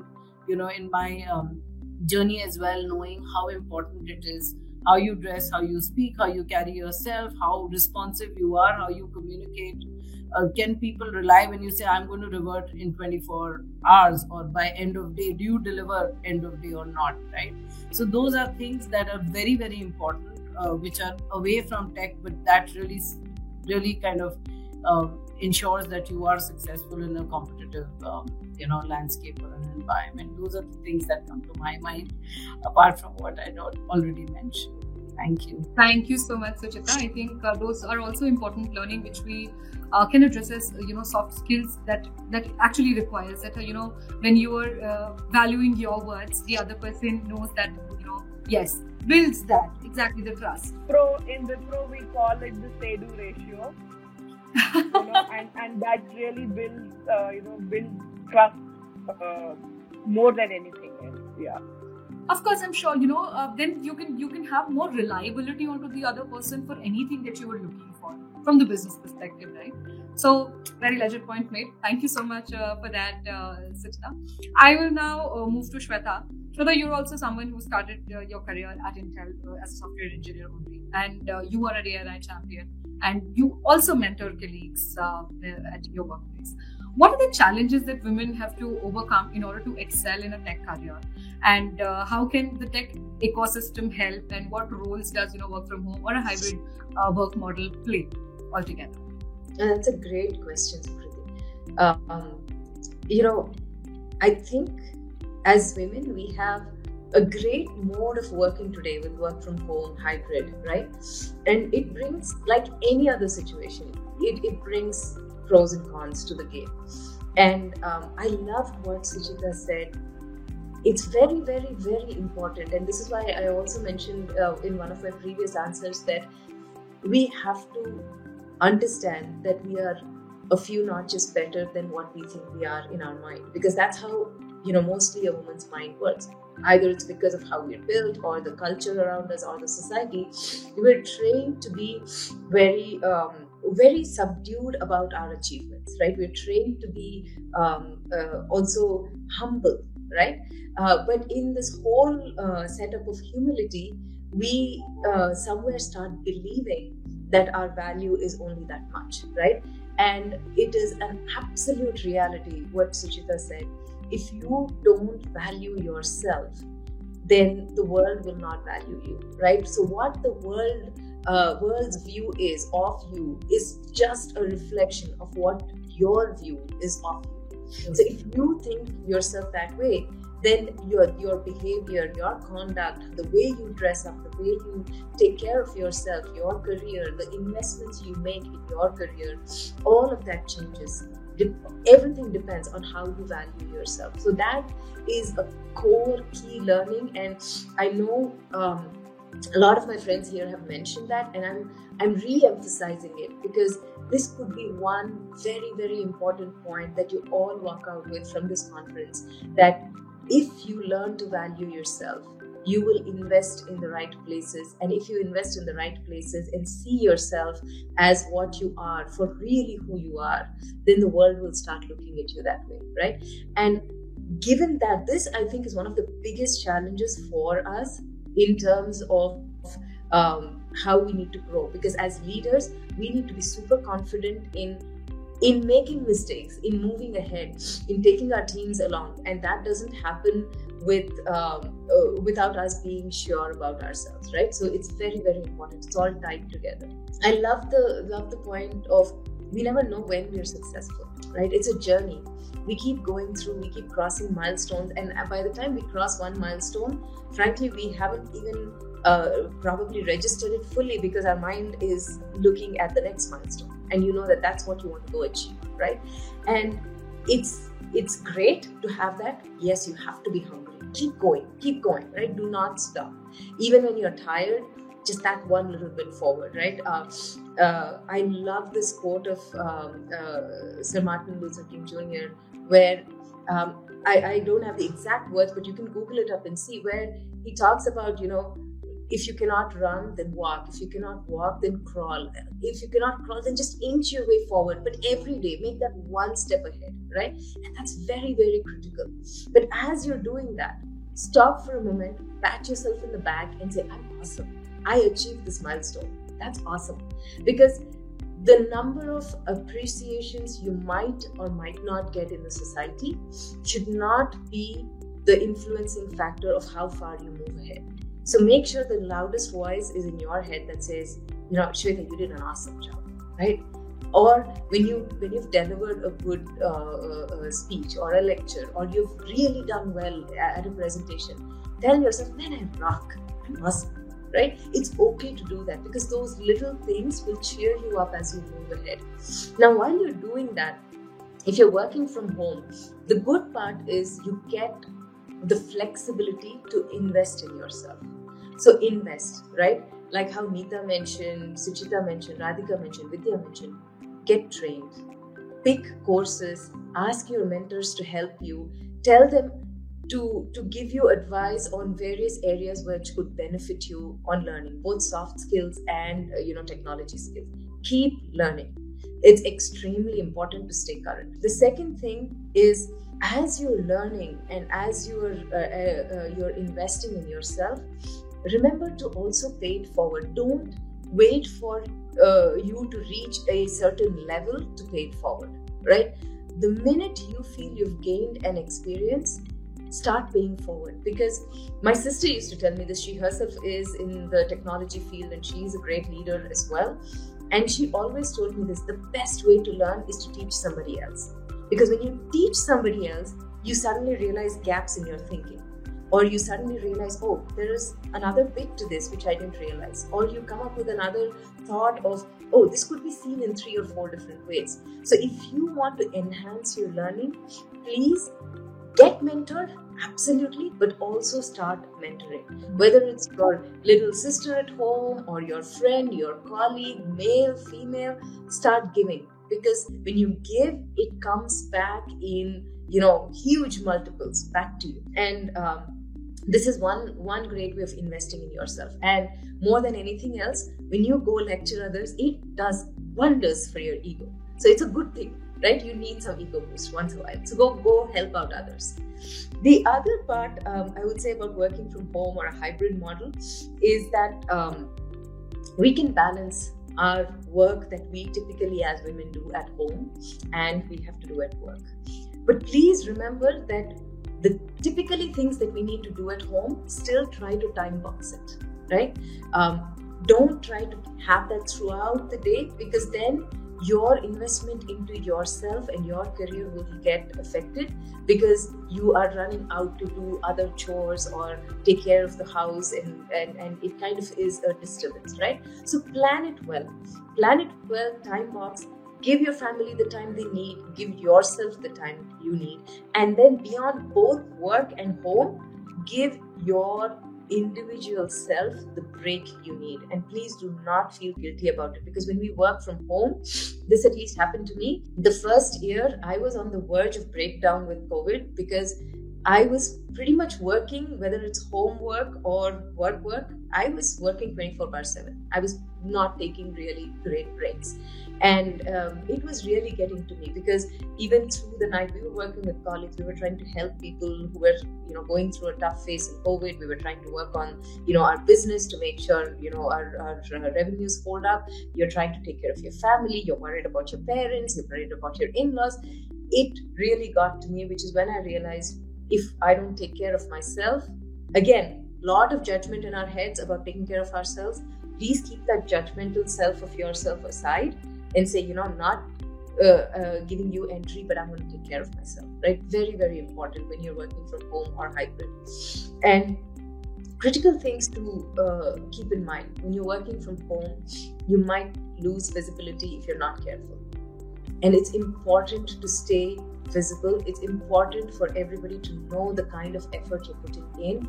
So make sure you speak up in your meetings. Make sure you take the effort to be presentable. So you turn that video on and you're there in everyone's face and you're talking about what you're doing. Make sure you're there, right? Be present as much as you can.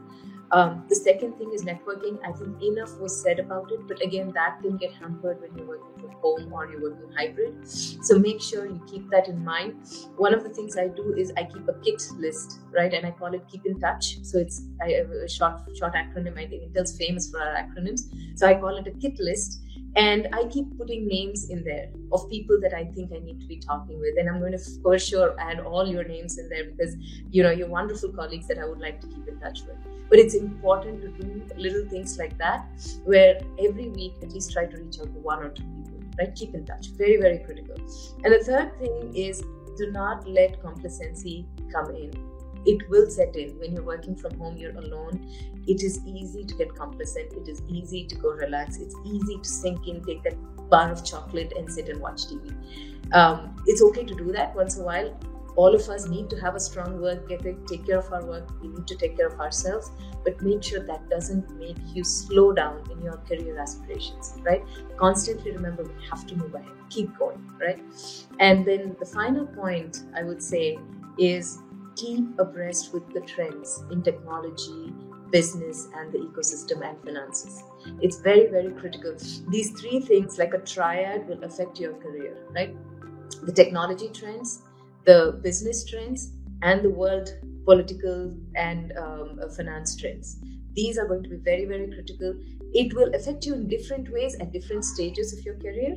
As you move ahead, different vectors might hit you harder, but it's very, very important you stay cognizant and keep absorbing that, right? And if you're not sure, if you're able to do all of these well, or you're not sure which trends to catch up on, ask. That's where mentorship helps. So please go ahead, ask folks. lot of people would be ready to tell you, hey, this is a great YouTube channel to listen to, or hey, these are great series to listen to, podcasts are amazing, these articles are amazing to listen to, books are great to read. So people will share that information. All you need to do is ask. And I think having this whole view that you have to make the best out of your work from home and hybrid situation would be key. And the whole world will start helping you if you just reach out. But it goes back to the point of you focusing on yourself, valuing yourself, and having your goal clear, right? You need to be very clear that I want to move ahead and this is what it means. So that would be, in a nutshell, what I would recommend. Thank you so much, Shweta. I think you've given us very basics and very very particular points to actually make a move to and look at when it comes to our career and the challenges that actually women can face. Thank you so much for that. Vidya, this is going to be the last one, so you will have to kind of conclude the show for us and tell us that what are the ways women can actually prepare themselves for a career transition in order to climb the ladder professionally. See, career transition, like you said, it is a transition, right? All of a sudden, we will not be doing something very different.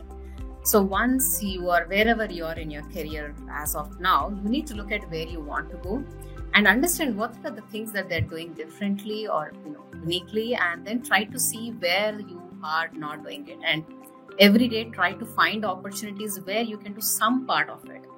And you won't find this in a day or in a month. Sometimes it may take years, and which is why career progressions always have X number of years between one level to another year. And the minute you move to a new level, don't be complacent, because it is a journey again. And almost every single time you are given a promotion, you are given a new role, it's because you're already performing that role at least 60 to 70% and doing it well. And the rest 30% can be done on the job. So be prepared for that. If you have not done something different this year or something more, or you have not progressed in the career, even if you have got your promotion. So that is one. And second is, if someone has trusted you with the role, never say that I don't believe I'm ready yet. Are you sure I can do it? So these are self-doubts, because we're very, very self-critical. If someone have trusted you because they have seen that and they know that you can do it, just build on that trust. And then more importantly, ask for help. Generally, we see asking for help is a sign of weakness. It is a sign of strength, because you know what are the things you can do on your own and what are the things you need help from others to be successful.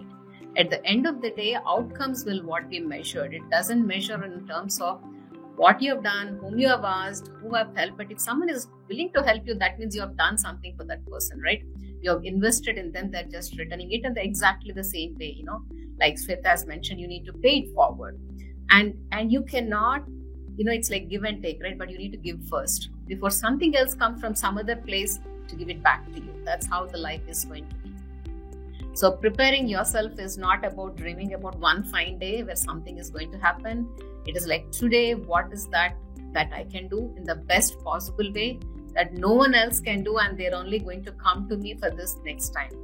And if they are reaching out next time to you for the similar kind of work, maybe something little different, that means you have done your job well last time. So those are my learnings all the while, and I'm sure most of them, I know my other panel members have told a lot about their experiences. I don't think any one of our experience is very different. If you put together all of our lives, the outcomes or the learnings are going to be the same. And I truly hope all of you will be very, very successful, and my children or our children will report to you and will learn from you and will look up to you in future. So with that, Sukriti, over to you. Thank you so much, Vidya. I think that was a great conclusion that she's made. And thank you to all our boss ladies here, giving us so many beautiful insights and learnings from your own careers. Thank you once again. Quickly, just one-liners of your experience of this conversation. Let's begin with you, Vidya. Yeah, I think this is a great initiative, what you're doing, Tech Geek Goddess, and just bringing everyone together into one platform where they can meet and learn from each other. It's a wonderful initiative. I'm very glad to be part of it, and I'm sure I'm very glad to, meet all my new friends who are here now and whom I'm going to be in touch with. But it's wonderful time. Thank you. Thank you so much, Vidya. Shweta. Thank you so much. What can I say? It's been such a great experience, and like Vidya said, I think we do all of these events, and every event pushes the envelope that much further for the next generation. And we are setting the stage for the next generation that much more. And we're making this that much more normal for the world. So I can't thank you enough for setting this up. And Sukriti, you did such a fabulous job of, getting our stories out and bringing this together. And this has been an amazing experience for us as well. I thank Times Group, and I think Geek Goddess is something that all of us should continue aspiring to be. And this is a great endeavor. Thanks a lot. Thank you so much, Shweta. Suchita. Thanks. I think none of us touched on this, and this is very, very essential, that having a healthy body and mind is so critical and so important. So take care of yourselves while you are working on building your careers. Ensure that you have a health regime, good schedules, because as you grow up, go up on the ladder on taking up more tougher work projects, it's only going to get more crazy, right? So it's important that you do something for your own well-being, overall well-being, develop a hobby. And yes, that's very important. And remember, as you lead, as a woman leader, you will have women reporting into you. It's very important. You have to have a real queen, really has to have that empathy, because she's the one who helps another woman wear her crown, So those are very essential ones, which we forget, we get so competitive in this whole thing. So remember, there are other women looking up to you as well. And it's very important that as you move on, you take them along as you move on. Thank you, Suchita. Radhika?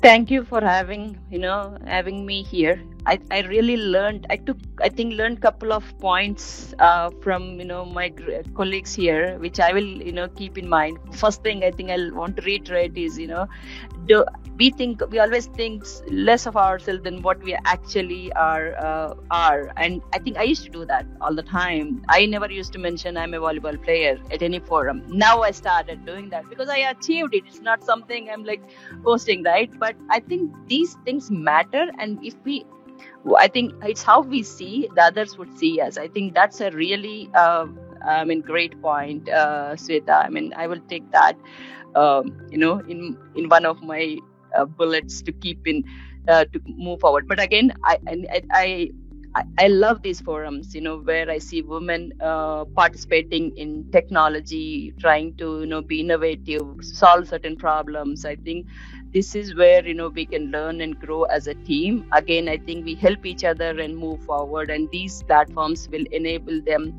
to go to the next level. Be creative, gain the confidence, and talk to others, network and whatnot. Right? These are definitely stepping stones for their success, and I hope people will take these seriously and take their time and participate because these are really important in their career. Thank you, Radhika. Neeta? So, I would urge, there are a lot of, young girls who would be young mothers soon. Start to practice gender neutrality at home, right? Mm-hmm. Teach your children to fend for themselves and to be able to respect each other, irrespective of the gender that we are, right? And each of us, God has given us, certain attributes which are, trait of a gender. So, we should, like I said, women are extremely good at emotional quotient. And that's the trait that, a lot of leaders, and there are schools which now are coaching people to become, better emotional leaders, right? And it comes naturally to us. So have that emotional connect with your team. Have that emotional connect with your family. Express, where you are and where you need help, both at home and at office. Right? So that's my take. And kudos to the Geek Goddesses, and amazing platform for showcasing young talent and bringing us out to share our experiences as well. So thank you so much. Thank you, Neeta. I am in awe of all 5 of you for, of course, sharing your learnings.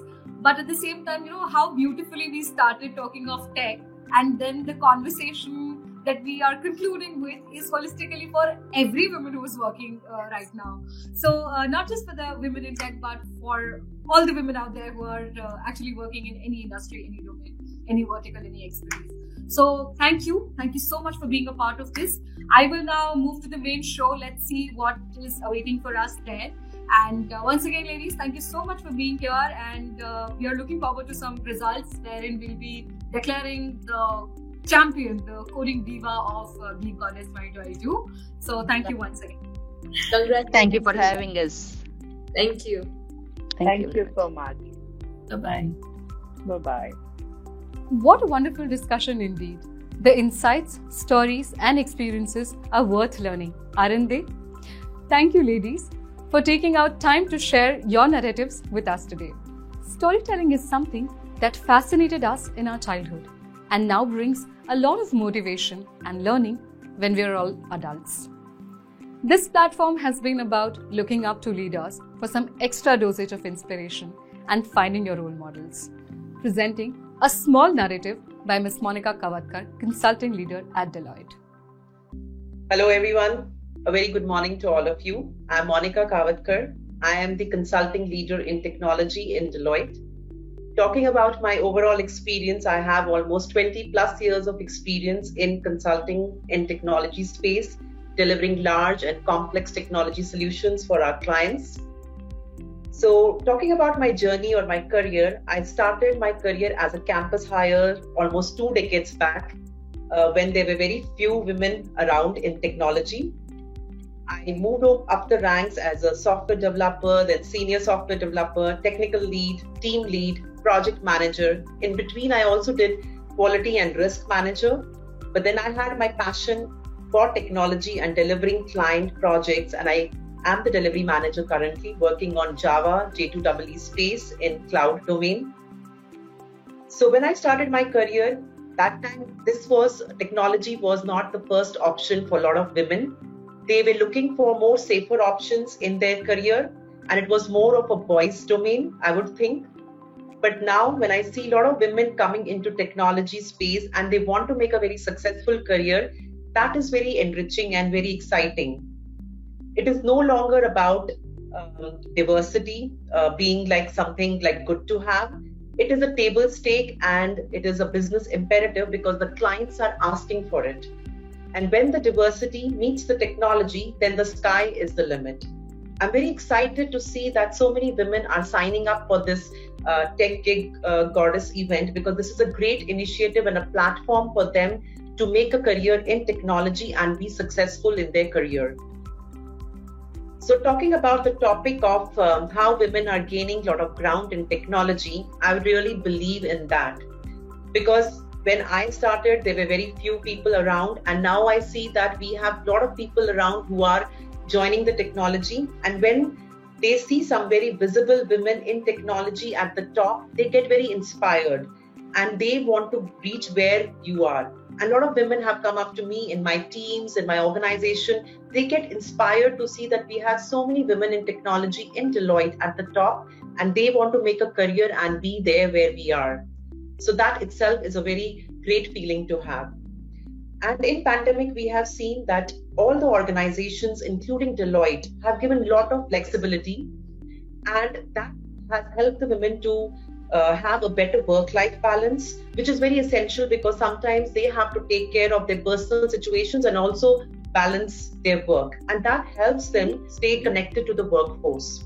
In Deloitte, we have various learning and development programs which help not only women, everyone to focus on learning, certifications, and make a good career in technology, because technology definitely keeps moving.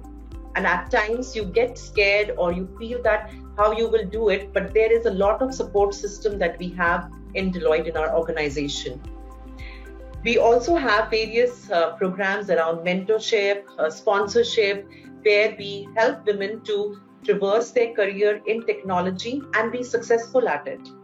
We have a Women in Technology program where we get the like-minded women together. They stay connected, network with each other, learn from each other, share their best practices, and that helps them to evolve and be successful.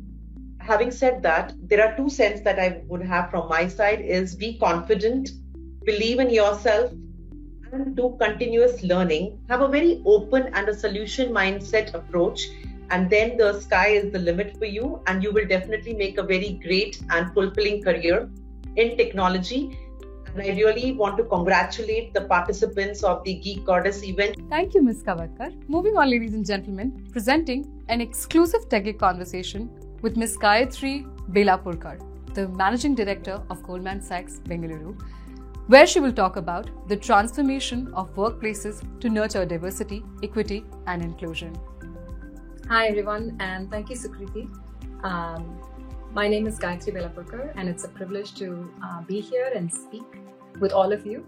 And thank you for your time. I work as a Managing Director in Core Engineering within Goldman Sachs, and I have over 2 decades of experience as a technology leader. The topic is very, very close to my heart because I think I'm a huge passion for building high-performing teams, and a core for that is how do you create diverse and inclusive teams? In a global context, it's absolutely straightforward. It makes sense that you serve diverse customers, so therefore you build diverse teams. Creating that culture of inclusion such that you're able to create that nourishing and nurturing environment for everybody to bring their best selves is a deliberate attempt. And leaders have that responsibility to create that environment.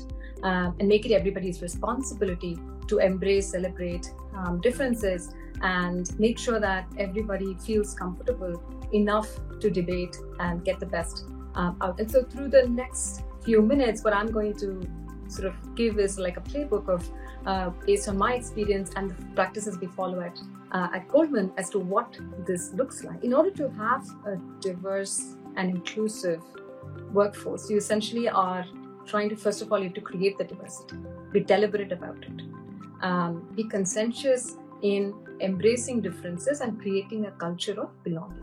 A sense of belonging is very, very critical. And finally, incentivize and make it everybody's goal to be inclusive. Sounds very straightforward, right? And maybe it is, but I think practicing of this requires us to pay deliberate attention. So let's start with the first remit, right? How do you create diversity? This starts essentially, these are enablers that start from the top, supported by leaders and practiced by everyone. You start by creating awareness and being an ally to diverse workforce. At Goldman, we do this across different streams like D&I for NASSCOM, sponsors at Rice Job Fair, and so forth. And this is not an exhaustive list, but this essentially gives you an idea of how do you create that reach of being an ally, and subsequently create an active pipeline of workforce that can join us. A new few of them is like sponsorships in women in engineering, returnship programs that essentially are allowing for women to return back to their second careers, veterans training programs. So these again create both an opportunity as well as a pipeline for us as employers to be able to bring in that diversity. Creating a pipeline is followed by actually creating that focused on hiring with that pipeline. Okay? That's where leaders come in. And finally, you not just attract, but you also retain this diverse talent through specific programs that allow for equitable growth for all of us. How that looks like is specific sponsorships and robust sponsorships globally for all employees, making it as an equal opportunity for everybody to grow and thrive.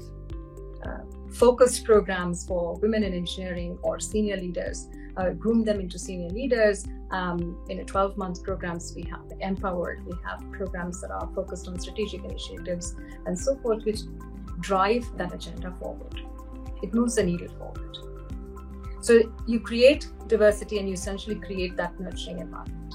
we come to the next part, right? We come to how do you create that sense of belonging, because that's the hardest one to do. We brought in the people, created programs for them to benefit from. But ultimately, how do you create is you create these small forums or networks. In GS, we do it by creating networks for diversity such that it's open to everybody, and it's open for folks to join, create discourses, create engagements, sponsor client events, do focused leadership events for disability network, LGBTQ networks, women's network. So we have these networks which are championed by our leaders. It starts from the top. And we essentially make it such that it's proactive and as well as it's powerful and impactful. On a day, so these are essentially ways in which you create the acknowledgement that we celebrate that difference and you are part of, everybody feels at home. On an everyday basis, how this would look like is we are creating awareness in terms of what there are, you're creating awareness of biases, you're creating awareness of being mindful of biases. Everybody knows the famous YouTube example of not having left-handed developers leading to YouTube creating the uploads which were reversed. It's very common. Human beings are biased, and therefore we need to have inclusion in action through onboarding and adopting that culture, and also instilling on a daily basis. We do that through our onboarding practices. We have theater sessions for employees where we actually role play biases. There are manager-specific curriculums to be mindful that this is how we are, and therefore we acknowledge it through hiring, when we are hiring, when we are talking about talent development, reviews, and promotions. It also can be done at a very, very basic foundational level where you're doing to be conscious and encourage, managers are encouraged and are taught, and also in practice, essentially you speak up when you're not supporting discerning voices.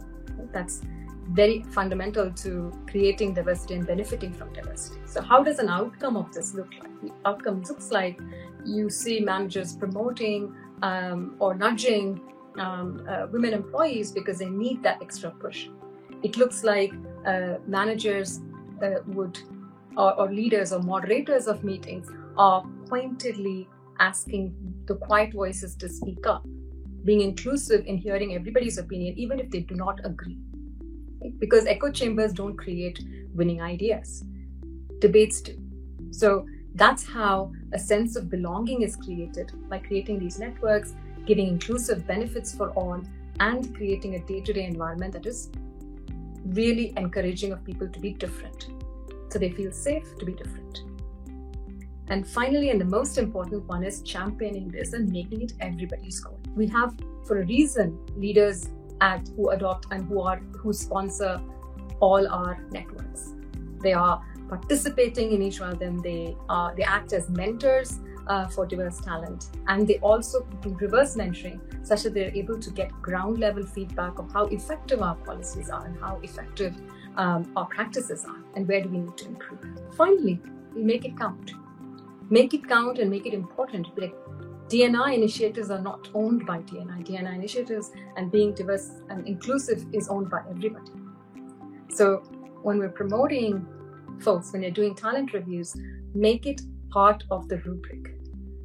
Culture careers, corporate citizenship, these are extremely as valuable as bringing business outcomes. And that's how you make it count. So in summary, when you look at a diverse organization, it leads to fantastic outcomes because we have informed decisions from across the board. But inclusion makes it even more special. It makes it special, it makes it benefit, because what you're creating is a sense of comfort where everybody feels at home, they stay, and they bring their best selves to work, and they do the best works of their lives, which is essentially what we want. So again, thank you for the opportunity, and I hope this was useful. I enjoyed talking about this as I'm passionate, and I thank everyone here for listening, and also I congratulate all the winners of this virtual round. Thank you. That was Gayatri from Goldman Sachs, ladies and gentlemen. Now I have another very prominent name from Goldman Sachs, who began her career as a software development engineer and now is focused on driving greater developer productivity, standardization, and automation. Please welcome Ankuri Dubey, Managing Director, Goldman Sachs, Bengaluru. Welcome to the show, the event. Ankuri, we are so excited to have you in the grand finale of Geek Goddess 2022. Thank you, Sukriti. It's such a pleasure to be here today. So, Ankuri, I cannot hold my excitement any further to have my questions answered from your perspective when it comes to diversity, equity, and inclusion, because these are the three important pillars and something that we have always been keen on to address whenever we do our Women Disruptors Conference in the grand finale of Geek Goddess. And this year again, the 8th edition that we are hosting, diversity, equity, and inclusion is another, aspect that we are trying to touch base with different women leaders and trying to understand the perspectives and the strategies that can be put in place for a better work ambience, right? So without any further ado, I would just jump onto the questions. Thank you so much once again. So to start with, how do you think the industry is addressing the entire gender balance at workplaces at this point in time? That's an excellent question and a very interesting one. First of all, it's great that over the past many years now we've sort of started focusing on this. It's important to focus on this problem, and it's important to sort of address this situation as it exists today. I think we've made a lot of progress in the more recent years, but still some way to go. So when you talk about addressing gender balance, I don't think of it as sort of one uber goal to get to. It's many smaller goals or many smaller steps that will get us to that aspirational goal that we want to achieve. Right? So when we say something like, I want 40% VPs, let's say, who are women engineers or gender diverse individuals, one way to solve this problem is to say, I go ahead and hire that percentage of experienced gender diverse talent into my organization. And that's one way to solve it, but it's not a very sustainable way to solve it, in the sense that ideally you will want that representation at all levels within the organization. So readily you will not find diverse talent at all levels, and in certain cases that talent has to be nurtured at all levels, so that over time we get to a sustainable model where you have diverse talent at every level within your organization. So for example, the things that are working out well for us are, there are cases where as an organization we go back to college campuses and basically showcase very visible women role models that the campus students right now are able to see and get a sense of what is possible, what is it that they can look forward to in the next few years in their own careers.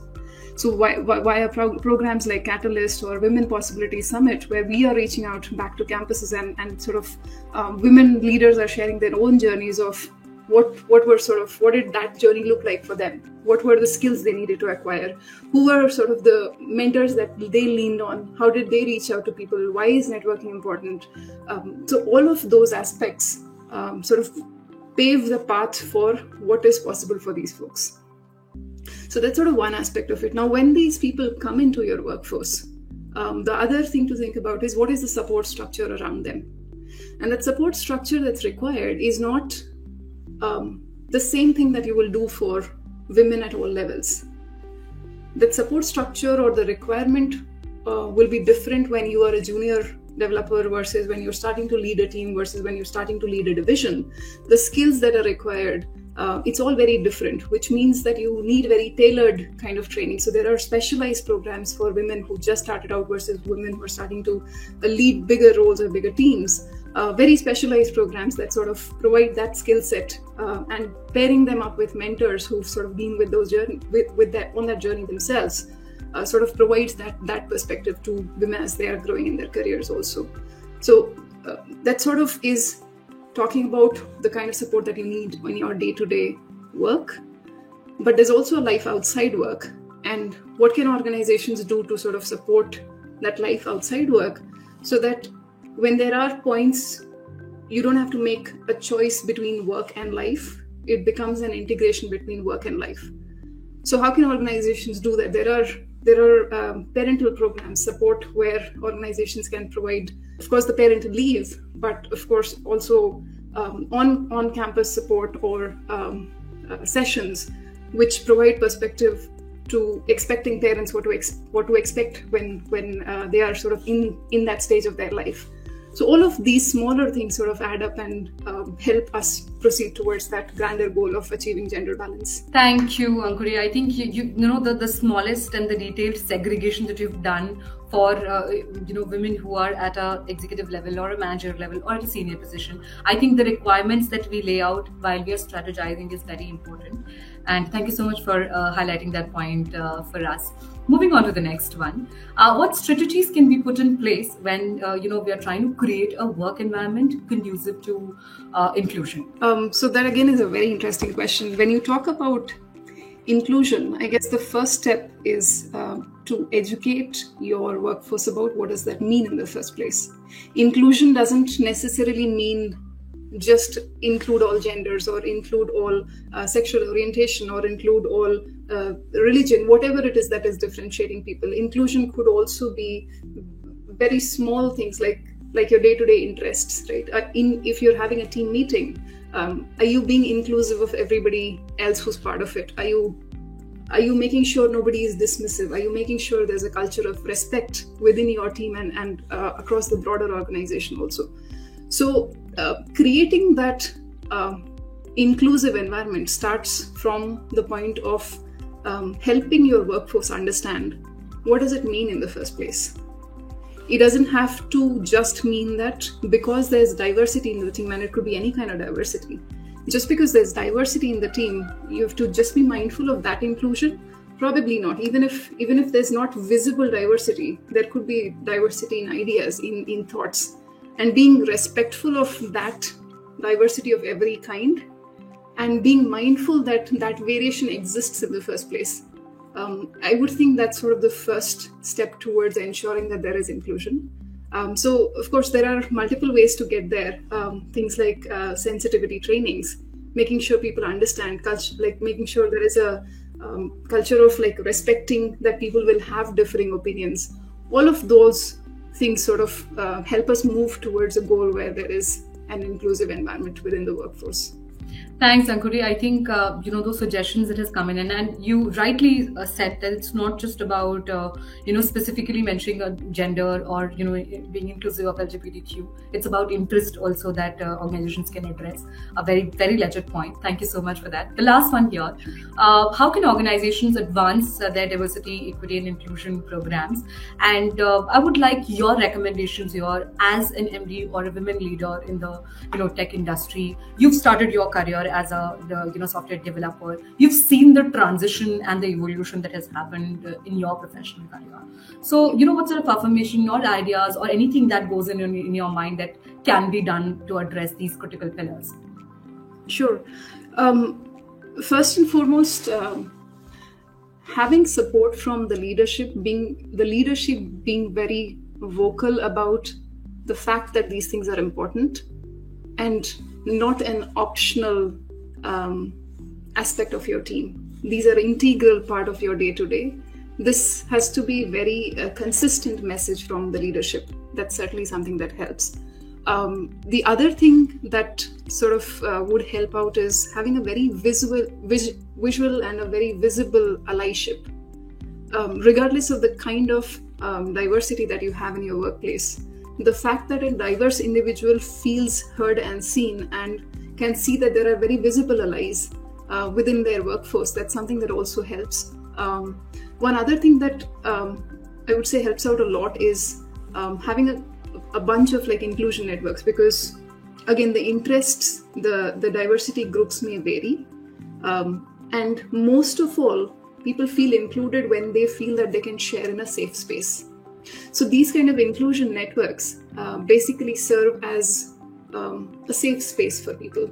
It's a place where if you feel like you're in a situation or you're facing a problem that you can't go and share with, let's say, your manager or your team members, is there somebody else who sort of has been through their journey, who makes you feel like it's a safe space to come and share and bounce ideas off?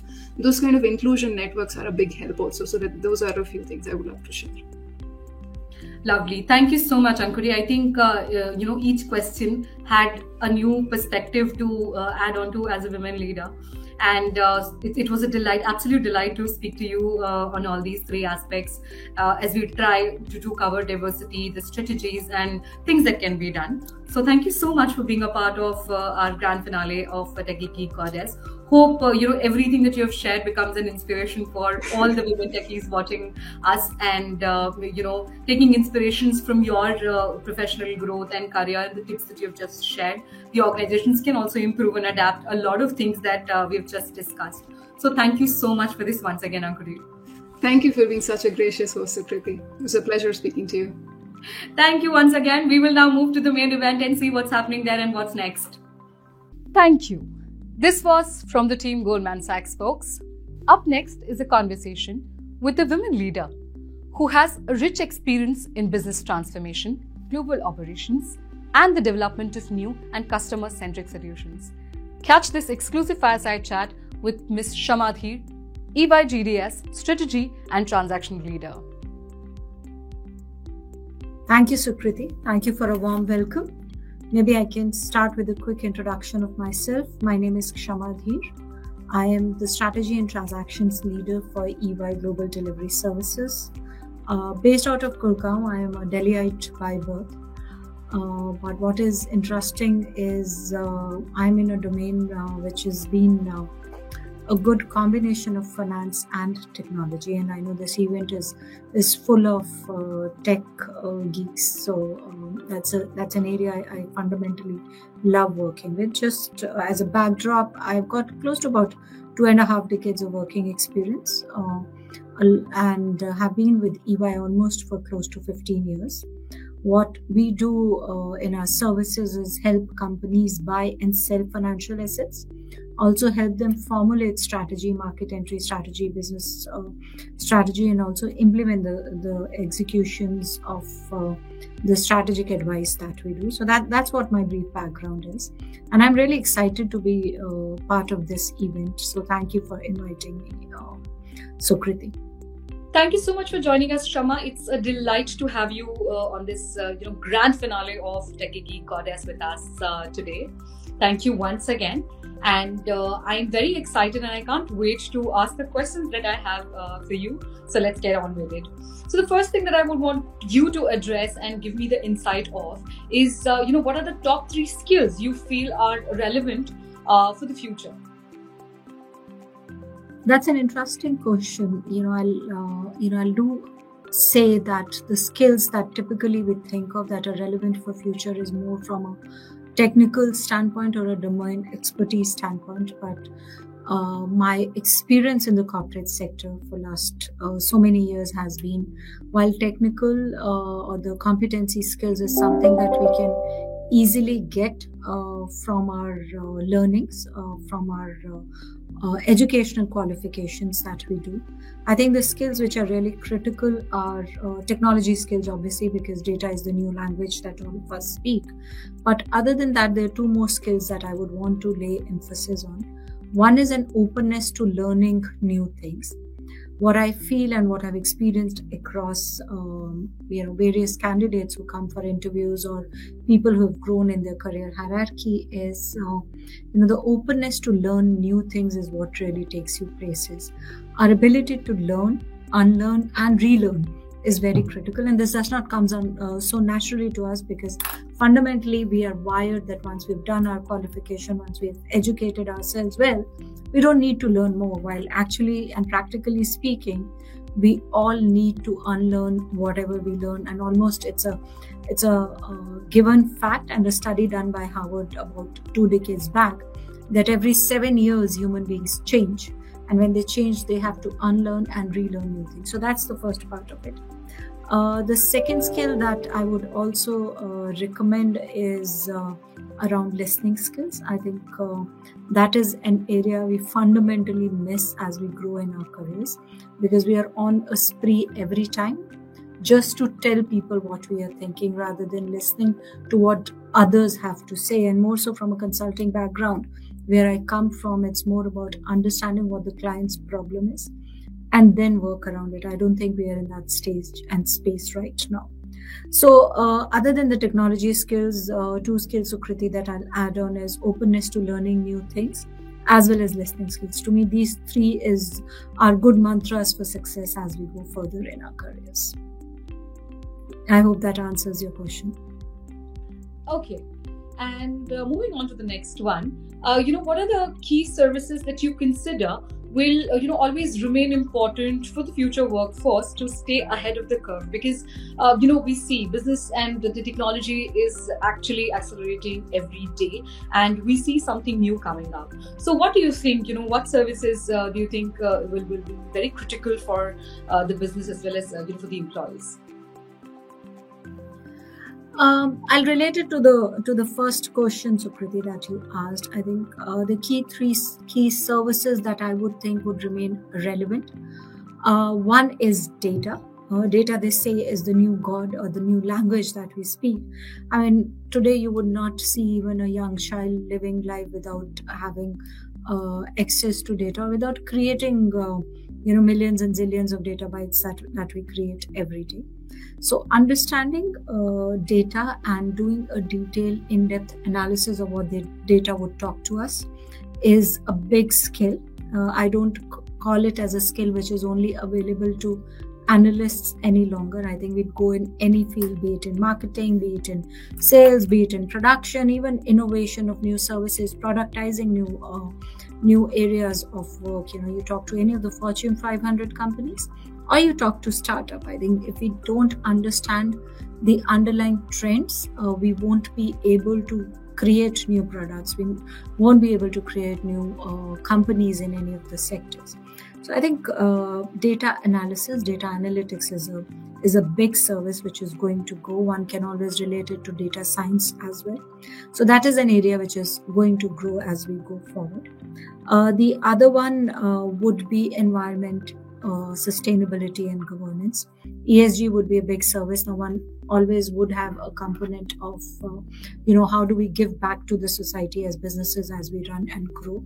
And I think it's becoming all the more important the more we see its impact on environment, the more we see its impact on overall how countries are behaving, or even in not so happy war kind of an environment, or changing oil prices, changing energy crisis situations. So ESG would be the second service that I would think is going to stay for long. And the third bit of service, which again is related to the first two, would be consulting. I mean, I'm a product of consulting, so I can very easily say, but otherwise as well.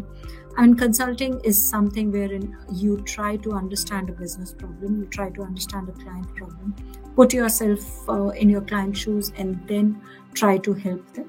Now, consulting in a very cliche way is thought as somebody whom you're typically you bring in to come and solve a business problem. I think consulting as a service offering is going to grow bigger as technology takes its new role, wherein we have the power of data, we have the power of sectors coming in, and then thereon we go and say, this is how you can go and disrupt the market. This could be even a small, very niche segment, or could be a big segment like aerospace and defense, or a small and niche segment like agriculture. So those three would be top of my list, Sukriti, if I were to go forward and I want to see careers of the future. Right. So now coming on to the last one, of course, when we speak of the future, the curve, the business normalities, there are things that then we have to consider when it comes to sustainability. That is a very critical element in today's world. So addressing that particularly, what key actions that think the businesses must take to build an inclusive and sustainable workforce for the future? Because the kind of retention, the recession, everything that's happening in and around the world is some way or the other affecting the business, the employees, of course the jobs in the market. So it's very critical for leaders like you to address this factor. Please help me understand this, Shama. That's quite an interesting question, Sukriti. I think businesses are run on a very strong fundamental of a healthy workforce, a workforce which is diverse, which brings in diverse skills, as well as brings in different perspectives. traditionally what we have seen is, and I'm talking when I say traditionally, I'm an old person now, but traditionally is about decade, 2 decades back, we used to think businesses are run on, if it's an engineering company, typically you'll have engineers, just a couple of finance people and a couple of sales people, and that's how companies would run. I think circa 2020 or 2025, maybe 2030, we're going to see more and more diverse skills coming in the companies, because now everybody is realizing there is a merit of having diverse skills. And when I say diversity, gender diversity is one part of it. I think it's a very important part, because women bring in a different kind of equation to the workforce. They bring in a different kind of equation to boardrooms, to C-suites, to workforce. The kind of balance they bring in between IQ and EQ is really unique. And that is something the companies have now figured out is a supreme power for them to, have within the organization, because that brings in a very different viewpoint. So that's the first part of diversity. I think it's critical. Another set of diversity that I look in the companies that they are building up very clearly is diversity of skills. The different kind of skills that each and every individual would bring in on the table is very different. So I think companies today are more accepting to have people coming in from different backgrounds, different kind of educational qualifications, and then build something which is a very cohesive and inclusive work atmosphere. The third one is the geographical dispersion. Having people coming into organizations from different parts of a country, different parts of a continent, definitely brings in an added advantage. Now, if you were to think of it, something like a social media content like a Facebook or an Instagram, they won't be able to make the kind of products that today they are able to sell if their workforce was only belonging to one particular country. What they need to have is a very diverse mindset of the cultural mindset, the geographical mindset, the kind of people, the kind of age group that they would cater to. So I would think it is going to be a big change in how the workforce is. It is already moving towards that change. But as we go forward, that change is going to grow only further from there. And it is incumbent upon the organizations to be open and adaptive to those changes. The traditional mindset has to go away. The thinking has to go away. We have to be more inclusive to get the younger generation into the workforce, to get the older generations into the workforce, because all of them coming in together make a good combination for success. Another thing which COVID definitely has taught all of us is the flexibility to the workforce, and that comes to me in more of inclusivity. People can work from anywhere, because if you can get the best brains in your organization, I mean, why would you want just the person to be coming to office every day? I think that kind of flexibility to the workforce would be equally critical for us. I think that those are the things that would make change to what we do. It's important we understand each and every individual in the organization brings in his or her viewpoints. And that's what makes the bouquet of the organization very good. None of us would like our organization to be only looking like one set of services. We all want to expand. We all want to diversify. And that's only possible if we have a new set of people and different set of people coming in and build a very inclusive workforce. And I think organizations are already moving in that direction. So Kriti, it's just that, changes like this takes few decades, but it's equally important for us, as corporates, as academia, to start working towards that change, to start getting involved in some of those changes and then build a very healthy workforce for the future. I hope that answers your question. Those were some amazing insights, Shama. Thank you so much for sharing them with us, and I'm so delighted, to have you on the show with me and share some great, utilities from the business perspective that our audience and our leaders and all who are watching us today can actually learn. Thank you so much for being a part of this show, and now it's time for us to move to the main segment and see what's next for us. Thank you. Thank you. Thanks for inviting me. Thanks, Sukriti. A big congratulations to all the participants of this event. I hope you really enjoy it. It's really great to have an event like this, so focused on technology, and I'm sure you make the most of it. But thanks a ton for inviting me again, and look forward to participating in the future editions as well. Thank you. And have a good day, everyone. Thank you, Ms. Dheer, for helping us understand how we can build a diversified future workforce. Now, it's time for another narrative that highlights the diversity of the tech industry in the post-pandemic era. Give it up for Ms. Bini Kumari Chaudhary, Consulting Leader at Deloitte. Hello everybody, I am Bini Chaudhary, Consulting Leader in Deloitte. I'm a Bachelor's in Technology and Computer Science from University of Delhi and an MBA in Marketing from IIT Bombay. I have over 17 years of experience in enterprise transformation across shores and have proven leadership in delivering large and complex digital transformations in the consumer industry. I bring in the right mix of delivery thought leadership and execution rigor by building high-performing, globally integrated teams across both Deloitte and client organizations. Glad to be present with you here today for the Tech Gig Geek Goddess event. This is one of the largest women coding events in the country. The topic I'm going to touch upon today is diversity in tech industry in the post-pandemic era. In my experience, working with diverse teams has invariably resulted in improved operational and financial performance, better problem solving, better group performance, and increased innovation amongst many other benefits. Tech organizations across the world put in significant efforts over the past 2 decades at increasing gender equality. However, the pandemic hit everyone hard, women harder than most, and hence gender equality in tech organizations witnessed a blow. According to the International Labour Organization, female employment around the world declined by 4.2% in 2020 compared to the previous year, which is worse than the corresponding 3% decline in male employment. Clearly, gender disparity widened. There are multiple reasons why women bore the brunt of pandemic more than men. As we turn to remote work, women generally took up a greater share of household chores than men, including childcare duties. While worker effectiveness and productivity remained largely stable, the pandemic had a severe impact on women's lives and careers, including their work-life balance and well-being. However, with the growth of economic activity since the later half of 2020, female employment has recovered some of the lost ground. For example, in India, female employment is 0.2 percentage points lower than pre-pandemic level. However, the interesting point to note there is that male employment is 0.7 percentage points lower than pre-pandemic.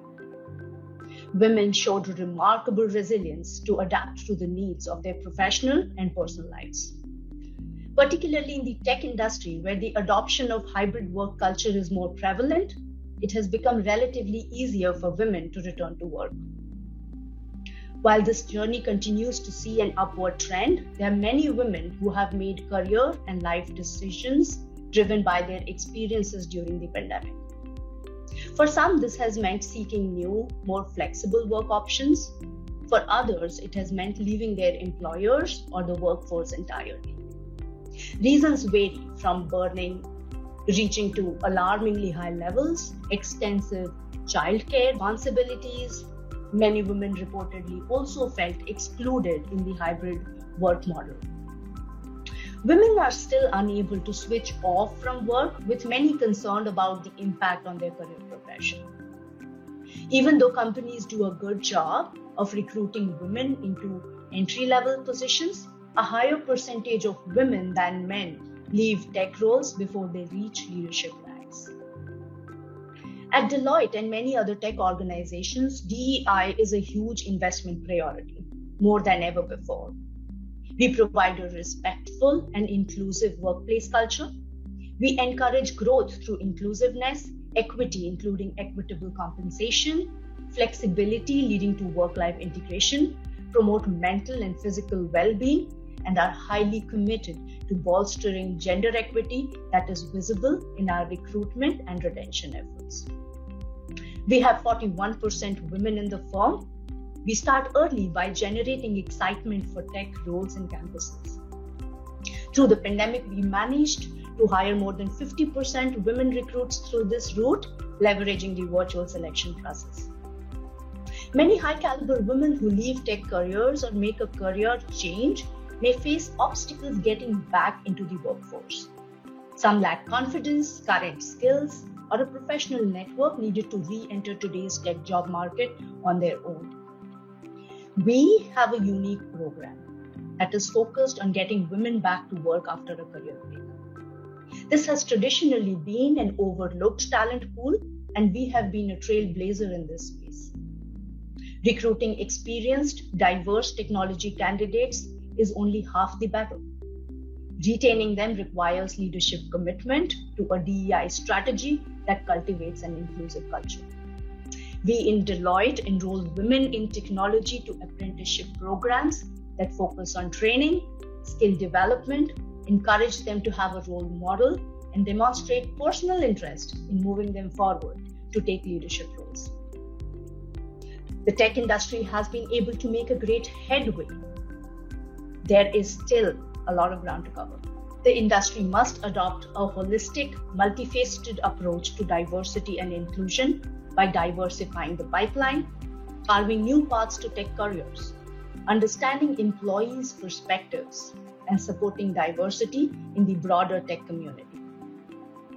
I wish all the participants a very good luck for the finale. Thank you. Thank you, Ms. Chaudhary, for enlightening us. Let's be honest, the IT world has not traditionally been considered a bastion of gender equality.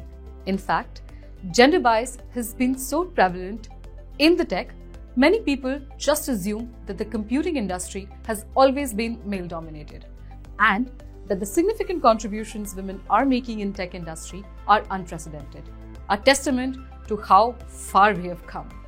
But you know what they say about assumptions. Up next is a conversation where our industry stalwarts will address diversity, equity, and inclusion, and how these companies are creating collaborative, gender-balanced workplaces.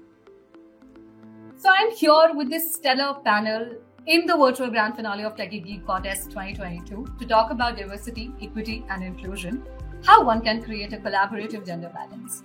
So gender equity at work is supported by a strong business case with strengthened organizational performance, enhanced ability to attract and retain talent, and an enriched organizational reputation. In fact, for us at Geek Goddess, diversity, equity, and inclusion are the primary pillars that we highlight every year, and we speak to organizations, brands, and bring in the right kind of highlight, the right kind of initiatives, the right kind of analysis and market study also that several organizations are looking into when we talk about diversity, equity, and inclusion. And since that is a very important part for all the organizations that exist today, it has become mandatory for the companies to come up with strategies, to come up with implementations of all these three factors, because it is something that holds the entire organizations together, right? So I'm here with this beautiful panel, and ladies and gentlemen, I have a bunch of Wonder Women with me to talk about the importance of these pillars. Please join me in welcoming Vinny Kumari Chaudhary, who is the consulting leader at Deloitte; Chandni Kamal, Global Head Diversity and Inclusion, Employee Engagement Experience, Wellness, Rewards and Recognition, HCL Technologies; Sakshi Trikha from EYGDS Knowledge; and last but not the least, Tina Vinod, Diversity, Equity and Inclusion Strategy Advisory and Consulting. Welcome to the grand finale, ladies. Thank you so much for joining us today for this event. I'm so delighted and so excited to look, to have those insights and your experiences shared, and what you do in your organizations, how you've been addressing the entire diversity aspect, and how it has been put into the organizations from your perspective as a woman in tech. So before I move on and ask my questions, which I'm really excited for, I would, really want you to introduce yourself. Give me, some liners, what you do, how you do, and how excited you are to be here with me today. So let's start with you, Vinny. Hi, hello everybody. I am Vinny, a leader in Deloitte US India offices. I have more than 17 years of experience in enterprise transformation across shores and have proven leadership in delivering large and complex SAP implementations, primarily in the consumer industry. I have a track record of helping organizations in their digital transformation journey with a focus on centralizing delivery and innovation capabilities out of our India offices. I bring in the right mix of delivery thought leadership and execution rigor by building high-performing, diverse, globally integrated teams across both Deloitte and the client organizations. I'm totally excited to be present here with all of you geek goddesses, and I'm hoping the best wins. Thank you so much, Vinny. Chandni? Right. Thank you, Sukriti. Right. I'm Chandni Kamal and I work with HCL Technologies right now. And I have over 20 plus years of experience, and I'm being lucky that way to be working in different facets of HR. So I've done right from comp and ben to being policies to performance, line HR, and in different industries, which starts off from IT, ITES, manufacturing, small scale, and so on. So I think that's been an interesting journey, and all of those experiences and from different spaces has helped. Now I think the role that I am performing now is a good culmination of all of those experiences, because now I think the ultimate thing that we're looking at is diversity, equity, and inclusion, because that falls as the basis. And if you look at any CEO, CHRO, this is a part of the top 3 focuses or agenda that they have, right? So I think we do this right, everything else falls right. So it just feels great to be a part of this fraternity. And of course feels great to be a part of this session specifically is because we are addressing such a huge group of our aspiring women leaders who are going to be employees and leaders of our future, and totally looking forward to for the young Greek goddesses to take this forward into a new era where the equity is a part, and we have probably we're seeing 50-50 in the world today, and hopefully we have in our businesses, not just at our entry level, but at our leadership level as well as 50-50. So all the best to all of us for that. Thank you, Janvi. Sakshi. Thanks, Sukriti, and absolutely delighted to be here. I'll share a little bit about myself. I lead Business Insights and Research Institute in EY Global Delivery Services, GDS. I have an experience of around 19 to 20 years, and my role is to help in a fast-changing world, bringing the power of knowledge to anticipate change and accelerate growth. So I'm responsible for convening expertise, engaging with technology, advanced analytics, to bring forward differentiated perspective to key global and local themes. I have a background in technology, media, and telecom, as well as experience in consumer industries. I am passionate about DEI. I am a strong advocate, a champion for women empowerment, and I would work along with members within the organization and outside, striving to create a culture of belonging and inclusion. I am absolutely honored to be part of this panel and be among these wonderful leaders here. And to all the tech geek goddesses, all the very best, and may the best person win. Keep inspiring, keep shining, keep moving and charging ahead. Thanks a lot for having me here. Thank you so much, Tina. Thank you so much, Sakshi. Tina? Hi, everyone. It's wonderful to be here today.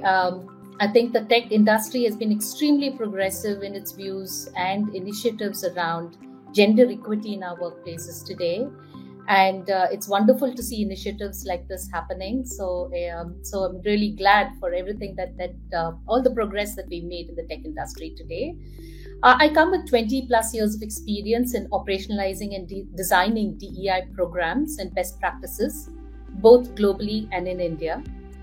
I drive social impact programs, CSR programs, and have come with experience in business operations and program management and policy design. I've also spent my time in marketing, employer brand, learning and development, as well as being part of forums where I have represented my organization in multiple researches, as well as events and conferences. But the most important thing is what we're here to talk about today, which is diversity, equity, and inclusion, and the impact that it has on the workplace, right? And in our society and lives at large. And today, we are at that intersection where it matters and where there is a voice, especially for gender equity. And it's glad to be here and to be able to express my views. Thank you so much, Tina, and thank you to all of you for being here. I am very excited and I have some good questions to actually ask, and I'm sure all our audience watching us today will be eager to know your opinions onto these factors that we are going to address today. So without any further ado, I think I should go ahead. To start with, right, our position in India is of importance to all of us, and we've seen that diversity, equity, and inclusion have been, something that have fast-paced in the past couple of years, and we've kind of, tried and implement and adopt it so much. Things have become mandatory. That there are rules and regulations that the organizations have to abide by, but I'm not sure if we are still there, right? You being the DEI and DEI leaders, you are, I think, the right folks to tell me if at all, where is India positioned when it comes to these things. So, to start with, and this is something that I would want each one of you to answer for me, that how do you think India is positioned when it comes to addressing diversity, equity, and inclusion? Okay, now let's move ahead to Binny. Binny, what do you think about this? To start with, I believe India is extremely well positioned. The number of, and from not only from the perspective of employment or women employment, if we have to double click on women employment within the tech community, we're doing even better there. Women in technology traditionally or historically over the last few years have been seeing an upward trend. And if you compare statistics in the post-pandemic era, the number of women in technology who are back to the workplace is a higher percentage than the men percentage back in the workplace. So that speaks volumes about the organizations prioritizing DEI, getting women back to work, and also women by themselves taking up the challenge to balance not only their priorities at home but also consider work as one of their priorities. Now, if you look at tech organizations or also organizations in general, almost every tech organization that I know of has DEI or having DEI during the hiring process, not only from a geographic diversity standpoint, gender balance, focusing on LGBTQ, from different strata of society as well, is something that organizations are prioritizing. The percentage of women in these organizations have seen an upward trend. Although women being women, they kind of end up, taking a break during times of their career when their family takes priority or takes more time.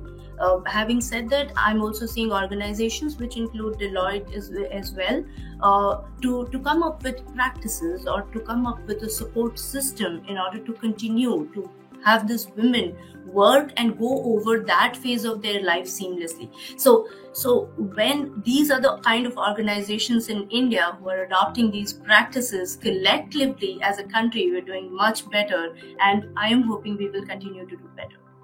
Thank you so much, Binny. I think that absolutely makes sense. This brings in a lot of hope for every organization who are trying to work their way around diversity, equity, and inclusion. And as you mentioned, that it's not just one aspect that we cover. It's right from hiring to putting people into place, from employee retainment and everything. I mean, the DEI is a part of everything that we try and cover, right? Thank you so much for that. Now, I would like to move to Chandni. Chandni, what do you think about this, and how do you think from the market perspective that India is positioned, and what new have you come across in your professional career that you think is an out-of-the-box thing that India is adopting? Right. Okay. So, Sukriti, what is India is at the center of a lot of maximum jobs and a growing market, right? And we have so many of our MNCs which are based out of India, and be it India companies who are based in India but across the globe, like one of our HCL Tech, which is India based but across 55 plus countries. So what I'm trying to say here is it's very important that we are at the world stage, and I think we are, because we've understood what is requirement, what is to be at the market top, right? And DEI is an imperative. You can't really look out of beyond that, right? So I think the advocacy right now is done so much that everyone really understands, one, why is DEI important? It is just not about the metrics, the numbers that we are able to show, but it is important for a business outcome. We all understand that. So today, I think if we were 5 years before having this conversation, we would have talked about, how DEI is important, how will it improve our financials, how it will improve our, collaboration and brainstorming better and so on, right? So we all understood that. Now we have moved ahead of it. So now it is about how do we have that incorporated in every policy processes, everything that we are doing today, right? Now, it is not at any one single level that it happens. It is not at a leadership level that I look at saying the leaders need to be inclusive. Every person, right from the entry level to every employee needs to be inclusive in their behavior. Because I'm just not working with my leader, I'm working with my team, I'm working with my juniors, I'm working with my seniors, right? So inclusion is at every level that happens. So everyone has an equal say in this entire thing and equal accountability and responsibility towards this aspect, right? And if you said that why I came here is about the out of the box thinking. So till now it was like, hey, what is the numbers, it's the metrics, and it's the leadership who needs to do everything is top driven. It is not really now. It is top driven. The accountability comes in from there. The sponsorship comes from there more so. Once we have the sponsorship from the leaders, it flows down. But now after that, every individual needs to pick the baton up and move ahead. And that is what is happening today, right? And now if you look at from the aspect of to that extent what Binny spoke about at everywhere. So you have right from talent attraction, talent retention, and talent growth. Now here when I talk about talent attraction, are our recruiters doing their job, right job? Are our hiring managers doing the right job, right? Then is moving up to a talent growth. Is the managers, are the leaders giving the right growth opportunity to all this diverse target audience? Are we doing that bit of it? Retention. Are the HRs, are the managers are ensuring that we are giving the right growth paths to them, giving them the right, learning and all of that, which will help them to grow in their, and that is why, and are the right policies in place, right? That will help me retain my people and the right set of people. So if I look from a gender, do we have the daycare centers which are doing well? Or when I have a woman employee coming back from her maternity, are my policies right in place, right? Am I, how am I helping them in the night shift? How am I helping them in flexi working? Probably the world has changed now with the pandemic. Flexi working has become the norm now, or the hybrid is a norm. So it probably, advanced us to a much faster thing. Earlier, it used to be really difficult to tell someone that someone can sit from home and work. It was something that was not expected or not accepted. And now, yeah, we can sit at home. I think today 2 of us are sitting at home, 2 of us are sitting at office and still working. Right? So that's the point about how world is changing and how we have accepted the importance. And I think India is setting the stage. There are a lot of, if I say from a maturity curve, there are other countries where there are few things which are more mature. We are still there. Like from an LGBTQ plus aspect, right? The maturity levels are slightly different in US, slightly different in India. But I think we are in the right path and our trajectory is right. I think that is important. And now that we have got the right path, I think we are going to be reaching our, I wouldn't say destination because this is never a destination, it's a journey. And I think we are in the right path of the journey. When you mentioned about that LGBTQ part, I think the acceptance part is less in India right now as compared to other countries. And it's not that we have not started or initiated that front. We have, and in a lot of organizations, it's already started happening. Setting up an example that this is something that we should do. But as you said, it's not a destiny. We are a part of that journey where we're looking forward to being inclusive of everything that exists.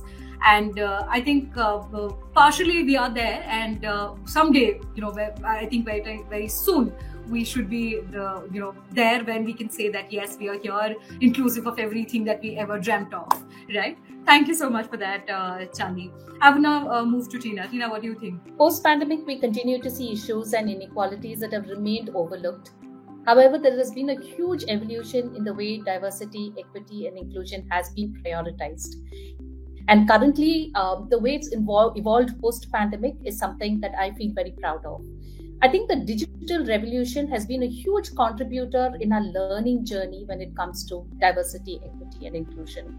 So in my opinion, India is slated to be a leader in this space, whether it is programs, initiatives. We're also one of the youngest populations in the world with the highest percentage of Gen Zers. And research says that Gen Zers care deeply about purpose-driven organizations. So our next-gen workers care deeply about driving a culture of innovation, entrepreneurship, and diversity, which challenges all pre-existing biases and inequities that have existed, right?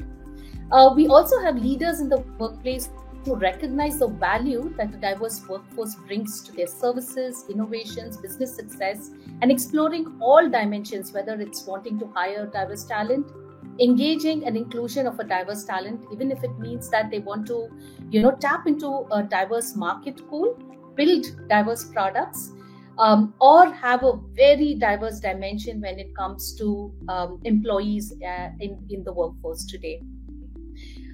Add to this the fact that we have some really path-breaking policies recently, right? For example, the Equal Opportunities for Persons with Disability and Rights Act in 2016, which mandates inclusivity of people with disabilities in all aspects of the workplace compliance. Or if you look at the equal opportunities to transgender persons and their rights. Or if you look at the Supreme Court mandating that we recognize the new family structures and challenge heteronormative nature of the term family. And most importantly, mental health, right? Especially post-pandemic, we've realized that how important mental health and well-being is. And today, most of us cover that as part of our insurance policy, and it's a mandate that's there as well. While there is much more to be done, we are a huge country, there's a lot of diversity. I do believe we are along the right path when it comes to investing in diversity, equity, and inclusion. And there is a larger responsibility, not just by the government or by workplaces, but everyone as individuals as well. Rightly said, Tina. I think it's a very collaborative work, as we, kicked off the session with, and it is going to be each one's contribution that will actually lead to a further development for everyone. So thank you so much for that. Sakshi, what are your thoughts onto this? Thanks, Sukriti. I think there is an increasing focus on D&I. And we have seen this strong narrative being built, a strong momentum, and rightly so, happening around diversity, equity, and inclusion. There is an acceptance on the impact this could have, whether it's financial performance, innovation, agility, success of the organization, and success of the society. We have seen strong measures, whether these are regulatory interventions, these are voluntary interventions that organizations are doing, and there is directional progress, so things are moving ahead. However, the pace needs to be more. So, that everybody is different. And there's this evolving and increasing definition of what diversity actually is. And this difference matters. This difference is the strength. And to welcome that difference and to able to embed it, imbibe it, welcome it inclusively, that's extremely powerful. So I'd say we need to focus on translating these actions continuously, these commitments into actions, visions into practice. We are moving ahead, but we need to be more conscious, intentional, and rapid to accelerate diversity, equity, and inclusion. Right. Thank you so much, Sakshi, for that. Okay. So now, that was a very generic aspect that, all of you shared when it comes to India being positioned of diversity, equity, and inclusion. Now, I would like to know your individual thoughts and deep dive into these three pillars and understand things further. Binny, I would like to come to you and, I would like to understand your approach to, understanding the perspectives of colleagues from different backgrounds. So diversity, equity, and inclusion, it's all about the varieties that we talk about, right? And we would like to understand that, when it comes to being a woman in tech or a leader, let's just say, right? Not emphasizing on the gender here, just a leader. What is your approach when it comes to understanding various perspectives, various angles that the colleagues of various backgrounds come up with at a workplace? Sure. So, Sukriti, the people, the beautiful ladies sharing stage here with me, I understand are primarily from the HR community. I may be wrong, but I'm from consulting, so I'm from business, and I'll try and give the business angle as well while I answer this question. So while many of the employers focus on diversity during hiring, providing fair compensation, using fair promotion procedures, building an inclusive culture, training for the same, I believe we would not be successful in taking forward the diversity agenda if we do not understand the perspectives of colleagues from different backgrounds. So I strongly discourage using the same lens to gauge like a young working mother, a person with disability, an individual from the LGBTQ community, and similar varied groups.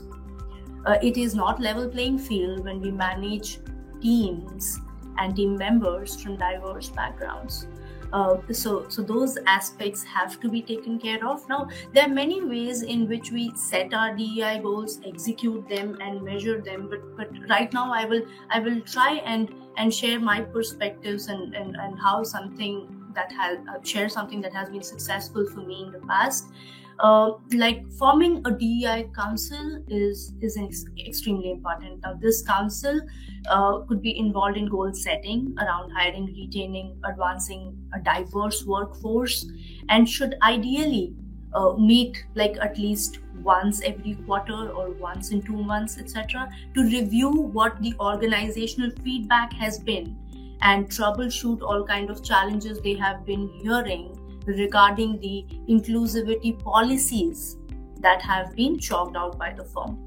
Now, what are those policies? Now, if we have to focus on inclusive working strategies, we should practice, like I said, inclusion in hiring, providing career growth opportunities, making this an integral part of our company's DNA to amplify the organization's future, cultivate workforce, invest in the community as a whole.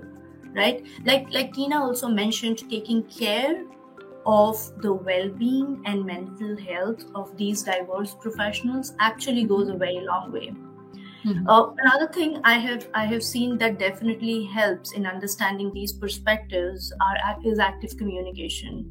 I always promote a culture where employees feel a sense of belonging and acceptance and are able to speak up, leading to like enhanced employee experience and engagement as a whole. For example, continuing to solicit and track voluntary self-identification metrics to measure how LGBT employees are advancing in their careers is one way of nudging them to speak up and actively communicate and share their thoughts and views, right? Now, one parametric metric that we can also have to track overall progress of DEI over a period of time also will be quite helpful. Now, organizations implement many DEI initiatives like we've been talking about. Not all drive inclusion equally across the workforce. So, Inclusion Index published by Gartner provides organizations with like a 7-question measure of their ability to foster an inclusive work environment by testing their initiatives along those 7 key dimensions, including fair treatment, decision-making, trust, diversity, etc. This knowledge actually enables leaders to tailor their organization's approach to ensure they are developing and implementing the strategies that will have the most impact. Using this metrics to kind of measure the impact that is created by DEI also helps us remain honest with our strategies and provides us the right opportunities to make our strategies better. Now, all of these, have to flow from the top. So at the leadership level, we are open to working with people of different nationalities, different skin colors, different genders, and sexual orientations, and the same thought and perspectives actually trickle down to the staff. Lovely. Thank you so much for sharing those, those particular 7 fundamentals that organizations can look at when it comes to deciding upon the approach, Vinny. Thanks a lot for that. I will now move to Chandni. So, Chandni, as we are discussing, it's critical to address the inclusion of men, women, especially able, and the LGBTQ. Tell me how you gauged that at your workplace and found that it was the need of the hour. Right. Okay. So ours is a very growing organization where we're growing at such a fast pace, and I think that's a reality for a lot of organizations, right? So if I just look, we are present in 50 plus countries with 160 plus nationalities. So cultural inclusion becomes an automatic imperative, right? If I am not culturally diverse, how am I going to do my business, right? I can't have the entire, all the countries where we have people from India flown down and being there. So I need to have local hiring being done. I need to ensure that I have the right ethnic groups who are part of the workforce, right? So that's one. Now, if I look from a cultural diversity. Now, if I look from a gender, of course, we're all looking at it, right? That we're 50-50 in the world, but are we 50-50 in the organization? Not. So what is that we're not doing right? And why do we not have that? So do we have the right enabling policies to ensure that we are able to bring this particular group into the organization? When I'm talking about enabling, so again, the same thing is about from a PWD aspect, right? With people with disability. Do we have all our infrastructural and technological accessibility which is available so that we are able to bring this group? So that it means that all our policies and processes need to be in line to ensure that we are able to bring the right set of people. Today, when I don't have that right mix, that means there is something that I'm not doing right. And that is how it became important for us to understand that, hey, you know what, we need to set our shop right. We need to bring in all the right policies, right processes, and be able to attract the right talent and retain them, of course, right? So similarly, if I look at from an LGBTQIA aspect, in India, if I look from an Indian aspect that we're talking about right now, is in 2018 when it got decriminalized. So the country took a step towards it. As an organization, as a corporate world, what did we do? Have we taken that into our policies and processes in the organization? How much have we done? And we are in the stage that we can do a lot of learning from our other countries, other organizations who are doing, right? US, they are much better in the, in the maturity curve if I look from an LGBTQIA aspect. In Europe, what's happening, right? So I'm able to take all the learnings from everywhere and try and see how we can do this in our country and in India as well, right? And when we are having policies are all going to be global. Yeah, there will be certain aspects, certain nuances which are country level specific, geo-specific, those will be added, but you still have a base level which needs to be similar. That's how it's a one organization, right? One corporate policy. Correct. So when you look at all of those aspects, saying, hey, you know what, how other organizations, so that is why a lot of benchmarking studies and all of these best practice sharing really help. So like one of these platforms, right, we're able to hear what the other companies are doing, what are those. So I think these conversations are something which are very important, that we get to know what, and are we doing the right thing again? And end of the day, when we're looking at bringing any employee into the organization, are we giving that particular employee an enabled and a safe work environment so that the employee can bring the whole self into the organization, right? Mm-hmm. There is a very thin line between me and my personal space and my office, because we spend so much time in that workspace. So are we able to bring that safe workspace that I'm able to bring my whole self? Because all of this is important for me to have the right productivity, right? If I'm not comfortable, if I'm not confident of who I am at my workspace, and I have to hide half of myself and then come to my organization, I'm not going to be productive. I'm not going to be collaborative, right? And that is what is important. That is what makes us think, saying today, all our targets keep increasing, right? Today you've done so much, tomorrow you have to do so much. So what is going to change? So I'm still a human. I still have 24 hours to work, right? So what is those things that will make me feel more comfortable, that I'm able to think beyond, think out of the box? All of that will happen when I am at peace, when I know that I am being taken care of. And I will never be penalized for anything from the aspect of conscious or unconscious biases which are there, right? And that is where, it became, so it's a stepwise journey. It is not like, hey, you know what, there is a playbook. You take this, do 1, 2, 3, 4, and hey, you know what, you've done it. No, I think all of us are in this learning curve, and that is where every time there is something that happens, any feedback that comes from an employee is an important feedback. Any feedback that comes from our customers is an important feedback, right? And what have we done with that feedback? I think that is important, and that is what we've been learning. Saying, am I comfortable, confident? Okay, what did not make you comfortable? Okay, these are some aspects. Come on, let's see how our policies are able to address that, how our processes are able to address, how our leaders are able to address that. And And it's just not about just the hard aspect of it, it's also the smaller, the soft aspect of it. What is my behavior?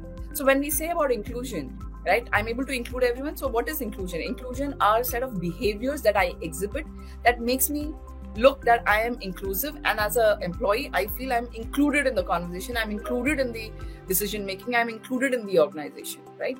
So as they say, if you're not actively including, you're accidentally excluding. So that means you need to take those efforts of ensuring that you are actively including employees in the conversation that you are having. It could be at any different level, at every different topics that you are looking at, right? Exactly, it's a journey. We've been looking at what is right, what more can we do to ensure that every one of us are able to bring our whole selves into the workspace and able to do what our jobs require us to do. And that's where I think all of this benchmarking studies, best practice sharing, all of that is something that is looking at us to move ahead in this particular journey. And I think that is how all the DEI policies, processes form. And especially there's nothing like a DEI policy. Every policy should have these aspects of inclusion and equity embedded in them. So basically, it's a part of the process that is actually laid in the organization. When someone comes and asks, hey, what is, do you have DEI policies? Can you give me a set of DEI policies? I'm like, there's nothing like a DEI policy. Every policy needs to have these aspects embedded in them. And that is what we need inclusion. Then itself, we need inclusion into whatever we are doing. So thank you so much for that, Chandni. I will now move to Sakshi. Sakshi, when we work in diverse workforce, there are different cultures and different experiences with people and with places that we have. And I'm sure, when we talk about our growth, our journey professionally, personally, these experiences, these exposure matter a lot, right? And from the learning perspective, if we look at, as a self-learning part for ourselves or for the organization or as a leader for anywhere that you're working for, I think that learning that you take along and the feedbacks, as Chandni was actually talking about, Vinny also mentioned onto the the employee feedback on how you work, exhibit the behavior, which is when we say inclusion. I think that puts us into a position wherein we evolve as people, right? We evolve as team, we evolve as leaders. So you help me understand that how has your career been enhanced by this exposure to diverse cultures, places, experiences, and people? It's a fantastic question, and it does take me down the memory lane. So when I look my journey with EY GDS, I had joined as part of one member team. And today I'm leading a function of Business Insights and Research Institute. And if I were to see how my career has been enhanced by the exposure, whether it's a different culture, place, experienced people, I'd probably categorize and share 3 broad themes. So the first thing, and I'm very grateful for that, I got an opportunity to work in 10 different teams, working along with colleagues from different countries, different cultures, different abilities, different skills. And when I was doing that, I could just feel my worldview widening. It was a fresh perspective.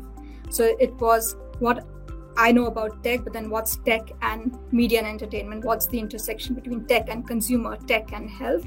So I'd say definitely an exposure with people from different places, experiences has helped to broaden my view and bring in cross-pollination of ideas. The second element I'll say is that I had this career journey, I had a life journey, I joined the organization, I was newly married, then I went through the maternity, now I have my son, he's 11 years old.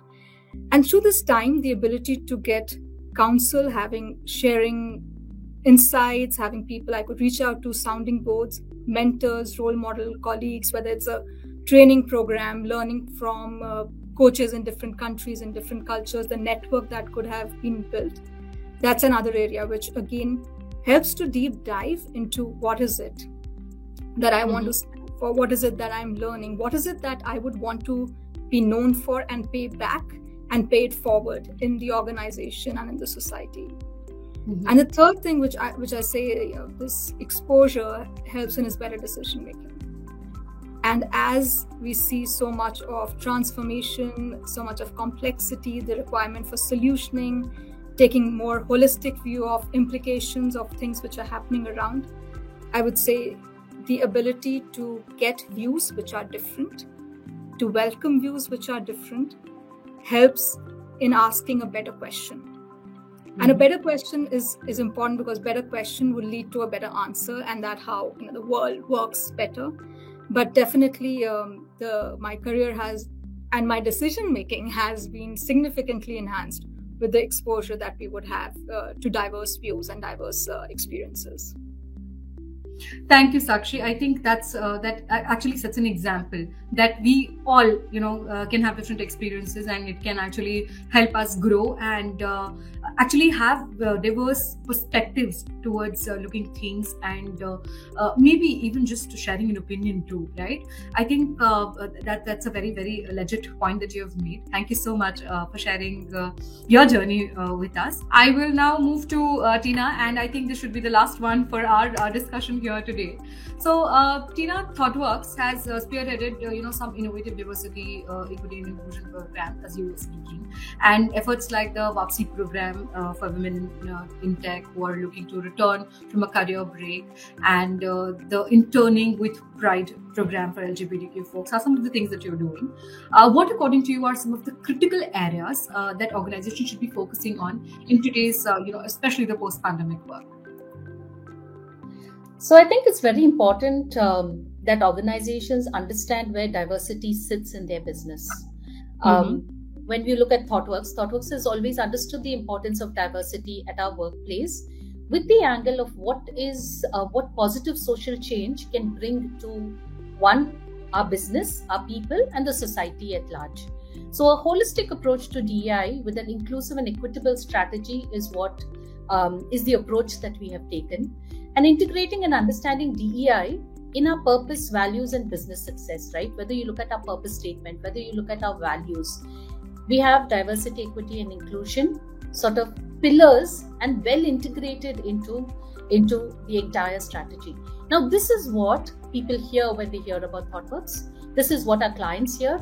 This is what our potential employees hear.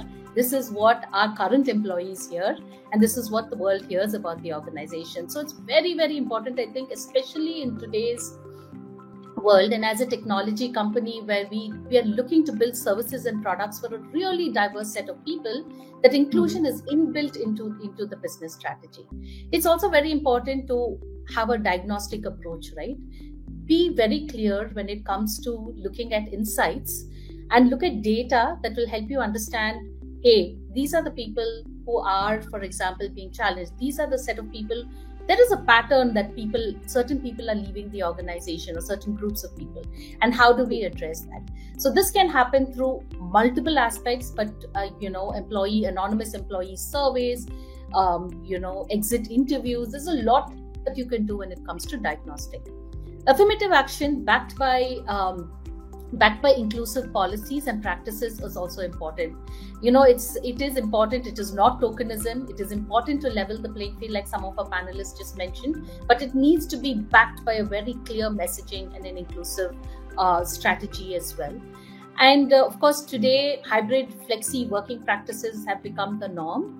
We'll further need to see how we want to challenge biases, especially when there are a certain set of employees who will be working from home. Okay, there is the familiarity bias. How do we challenge the familiarity bias, especially when we know that there are certain people we are going to meet more often, but there are also going to be certain set of people that we are not going to meet very often who are going to be working remotely? And how do we ensure, bias does not seep in when we look at advancement of these set of employees, right? Having measurable goals, integrating these goals into your business plans, into your annual business plans, into your quarterly business plans is also important. And succession planning, role models, safe space, all of that is very, very critical. I'll just share a quick a recent thing that happened in ThoughtWorks. IIMB reached out to us, that's the Indian Institute of Management in Bangalore, reached out to us to share our story around LGBTQ plus inclusion. And I went there and I presented about LGBTQ plus inclusion at IIMB to about 400 students, right? and these are our future, leaders for India. And this, our approach has been actually converted into a case study that's on Harvard Business Publishing Education today, and is part of their case study repository that any college, any management organization, or any faculty can pick up and use with students to get a deeper understanding on leadership strategies, on policies, on best practices for an inclusive workplace. So today, organizations have a larger role to play about in bringing about systemic change. And I do think whether it's CSR, whether it is our ESG strategy, they all need to be interlinked to create a more equity in our world today. So I'm so glad that we are having this conversation, because this is something that really matters, not only internally within our organizations and for our people, but also the society at large. Thank you so much, Tina. I think, from where we began, how can we create a collaborative, gender balanced workplace? Every year we just talk about, gender pay gap and, how things are, just faring between men and women. But I think it's important to, when we talk of inclusion, of course, it's important to make everyone part of even the conversation that we are having. And I feel delighted. I'm extremely happy that I've had this conversation with each one of you, and you've highlighted your portions, your learnings, and your experiences, and how you're doing it, in your organizations. And of course, when we talk of adaptations or learning from the other organizations and countries, you cannot have replicas, right? You cannot just, copy paste things when it comes to your policies and procedures and protocols and compliances. You have to have certain, measures, certain balances made of how your organization is working as well. So I think that's exactly where India is working, not just trying to copy paste or just adapt what others are doing, but building something coherent with what can be, when we represent ourselves on a larger scale, we can say that we are there. So as you leaders are doing it, I'm sure this conversation is gonna amplify further. People who are listening to us, our live audience today, will definitely take away some good things. And as you mentioned, maybe some of us sitting here in between us, maybe the winners, are the future leaders, and I'm sure they would have so much learning from each one of you. So I had a wonderful time with each one of you, and I'm glad that we are doing this. We are having this conversation at the grand finale of Tech and Geek Goddess. But before I say goodbye to each one of you and wrap up this conversation, I would like to have the closing remarks from each one of you, and understand that how was the discussion for you and how was your experience altogether. Let's begin with you, Tina. I'm so glad to be here, because like we said, right, we are slated and we are the youngest country in the world today. And and our next gen really needs to see transformative change. And that can only happen when everyone participates in that change, and organizations play a critical role in bringing about that change. And so I'm delighted that we're having conversations like this, and I hope it continues. Thank you so much, Tina. Sakshi. It has been delightful to be part of this conversation, and I'm so proud of all the efforts which are being put to move forward on the DEI agenda. So more power to you, all the women on this panel, all the women watching, and all the women out there. Charge ahead, the world is yours. Thank you so much, Sakshi. Of course, Chandni, let's go ahead with you. Yeah, absolutely delighted, humbled, because hearing the amount of work that's being done in this space, and how each of the panelists with passion spoke about what needs to be done, what's happening. I think this is going to be an inspiration to everyone who's hearing us today, and totally looking forward for the next young generation to take this forward and move this ahead at a much higher pace than what we've been managing to do till now. So all the very best to everyone. Thank you so much, Chandni. Vinny. We're absolutely delighted to be present here today with all of you. I'm looking forward to India Inc. Being 50% women very soon. Let's see when that would happen. But all of us should know that diversity is all about us, and about us having to figure out how to walk through this world together. Diversity and inclusion would continue to remain at the center of what we do. As long as we remember this and we act around it, I am sure we as women are going to do brilliantly well in our careers, and the next generation would also going forward. Thank you. Thank you so much, Binny. And once again, thank you to all you lovely ladies for joining me, in this conversation and being a part of our one of the biggest and the flagship event of TechGeek Geek Goddess. And this is the 8th edition, of course. And for us, we try and make this special every year through such conversations and bringing leaders together for our coding divas to learn and not just have a coding competition, but to learn and grow with insights that you share. So thank you so much once again. I'm humbled and grateful to each one of you for being a part of this discussion today. Everyone, now it's time for us to go back and see what exciting awaits us. Till then, everyone, let's go. Let's keep the excitement up and look forward to each one of your presence in the upcoming section. I'm sure there's something waiting for all of you. And once again, before I actually sign off and wrap this up, thank you to each one of you. Thank you, Sukriti, and all the best to everyone. Thank you. Good luck. Thank you. All the best. Thank you. Bye-bye. Now, that was an awesome discussion, isn't it? Before we move on to the most awaited segment, the award felicitation ceremony, presenting you the last narrative of the evening, ladies and gentlemen, please welcome Ms. Sanghamitra Patil, Consulting Leader at Deloitte. Hi everyone, I am Sanghamitra Pati from Deloitte Consulting. Extremely delighted to be part of this event, TechGeek Goddess. Quite a bit of an alliteration. It happens to be one of the largest events for coders. It gives you a wonderful opportunity to connect with business leaders, to network, and to step out strong into the world of technology. Very thankful to the Times Group for bringing this event together, for furthering the cause of technology and furthering the cause of women in technology. Congratulations, participants, for coming this far, and I wish you all the very best for the grand finale.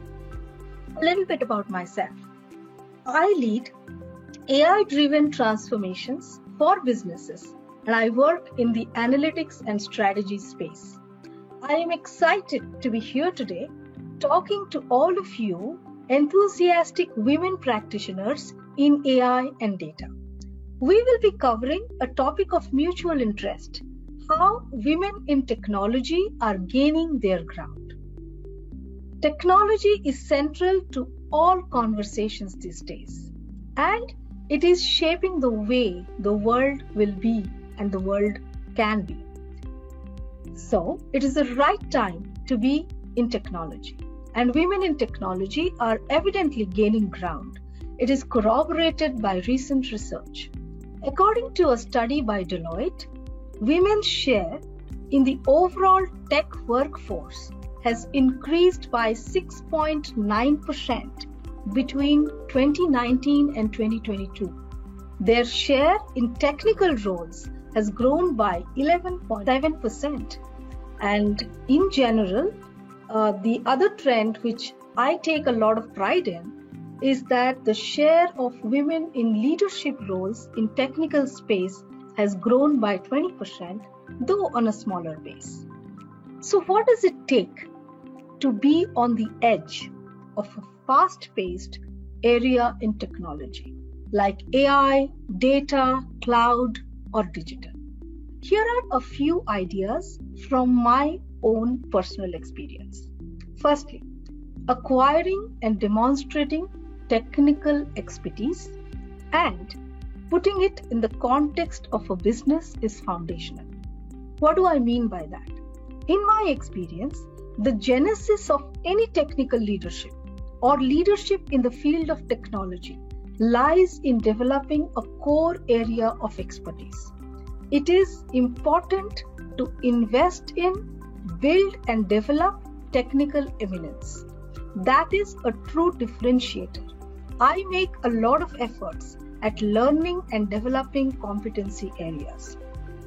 A direct corollary to that is the application of the technology to a domain or industry issue to attain a business outcome.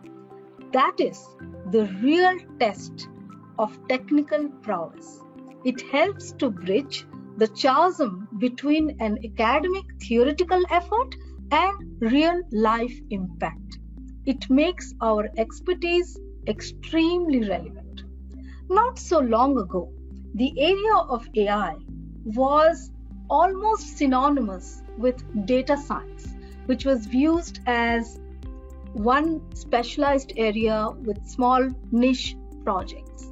Today, with the advent of AI, with the advent of the whole host of tools that are available out there, the proliferation of data, it has all come together to the level of enterprise AI, where models are developed at scale, deployed on cloud, and machine learning is operationalized across the business to drive sustainable impact.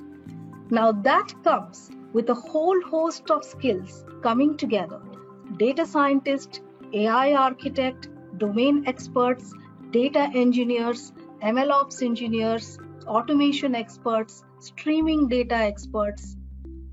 And it offers up a whole lot of avenues to build our own careers. Secondly, as we garner experience and build careers, the focus should be on building and capabilities which are market relevant, practices with skilled talent pool which can fuel innovation and drive profitable growth. At Deloitte, we have Deloitte Technology Academy, Deloitte AI Academy, Deloitte Cloud Institute, and many other specialization programs which offer great careers to our practitioners. On back of this skilled talent pool, we create market-leading offerings for our clients for sustainable impact.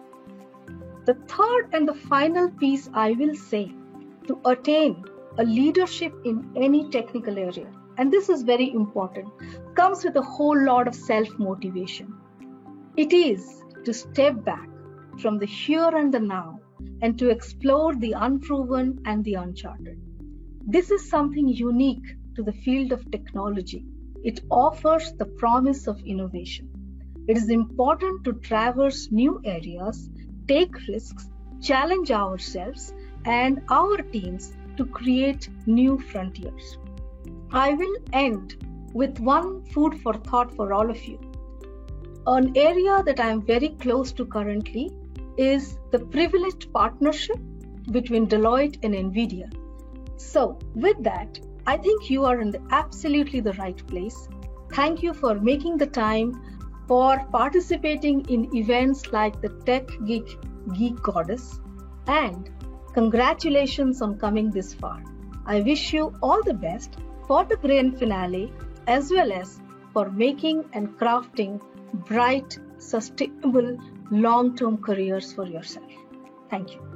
Ladies and gentlemen, we have finally come to the moment where we will soon know the winners of Tech Geek Goddess 2022. The segment to honor the much coveted awards will begin now. The moment we all have been patiently waiting for. After days and hours of hard work and passionate coding, it's time to honor and celebrate the efforts of our coding divas.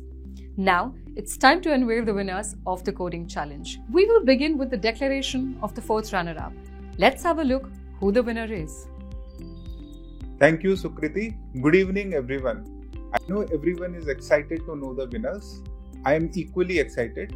I am here to announce the fourth runner-up of Tech Geek Goddess. And the fourth runner-up is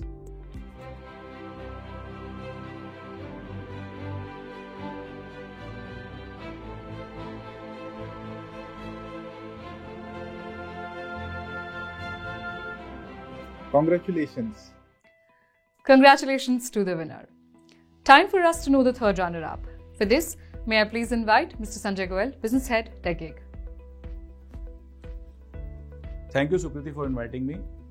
Hello everyone, I am back here amid all of you for the prize distribution ceremony. I know everyone must be excited to hear their name as the winners. It's a privilege to announce the third runner-up of Geek Goddess 2022. And the third runner-up is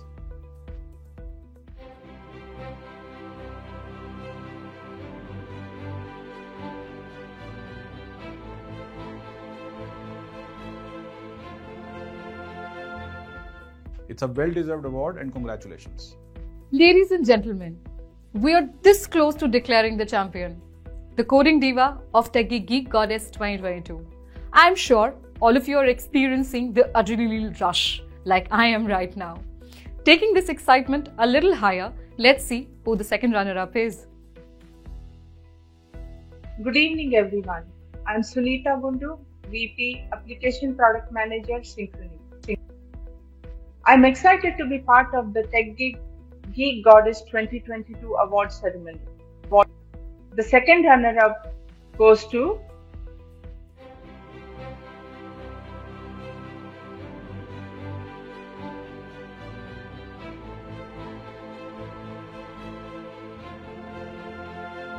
Congratulations.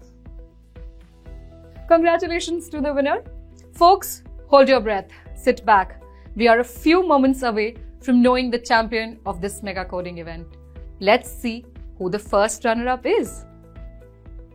Hello everyone, I'm back. I'm delighted to be announcing the first runner-up, and she is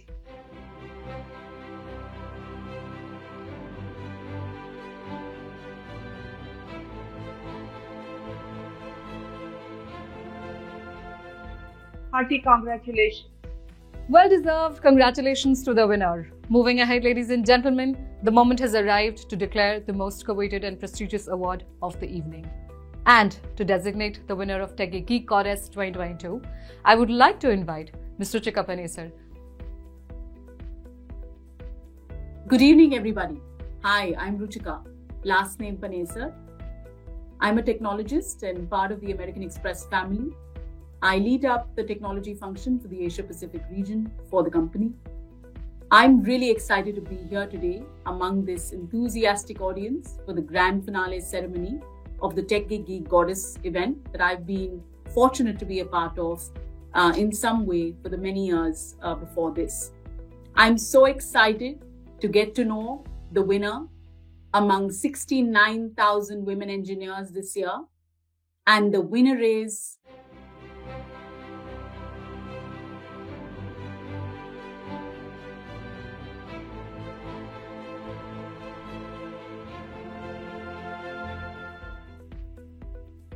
Congratulations. Very well done. Thank you, Ms. Panesar, and a big congratulations to the winner. It has been an absolute fantastic journey of 94 days of passionate coding.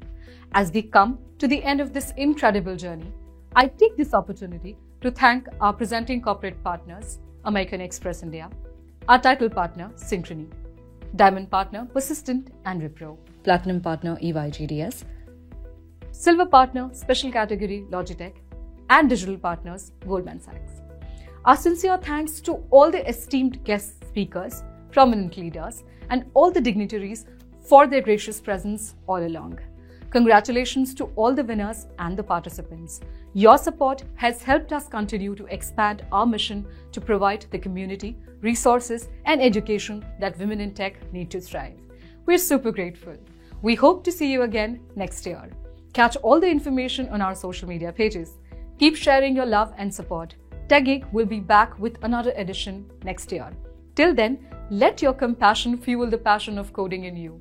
Thank you for this wonderful evening. Good night, everyone. Stay safe and take care.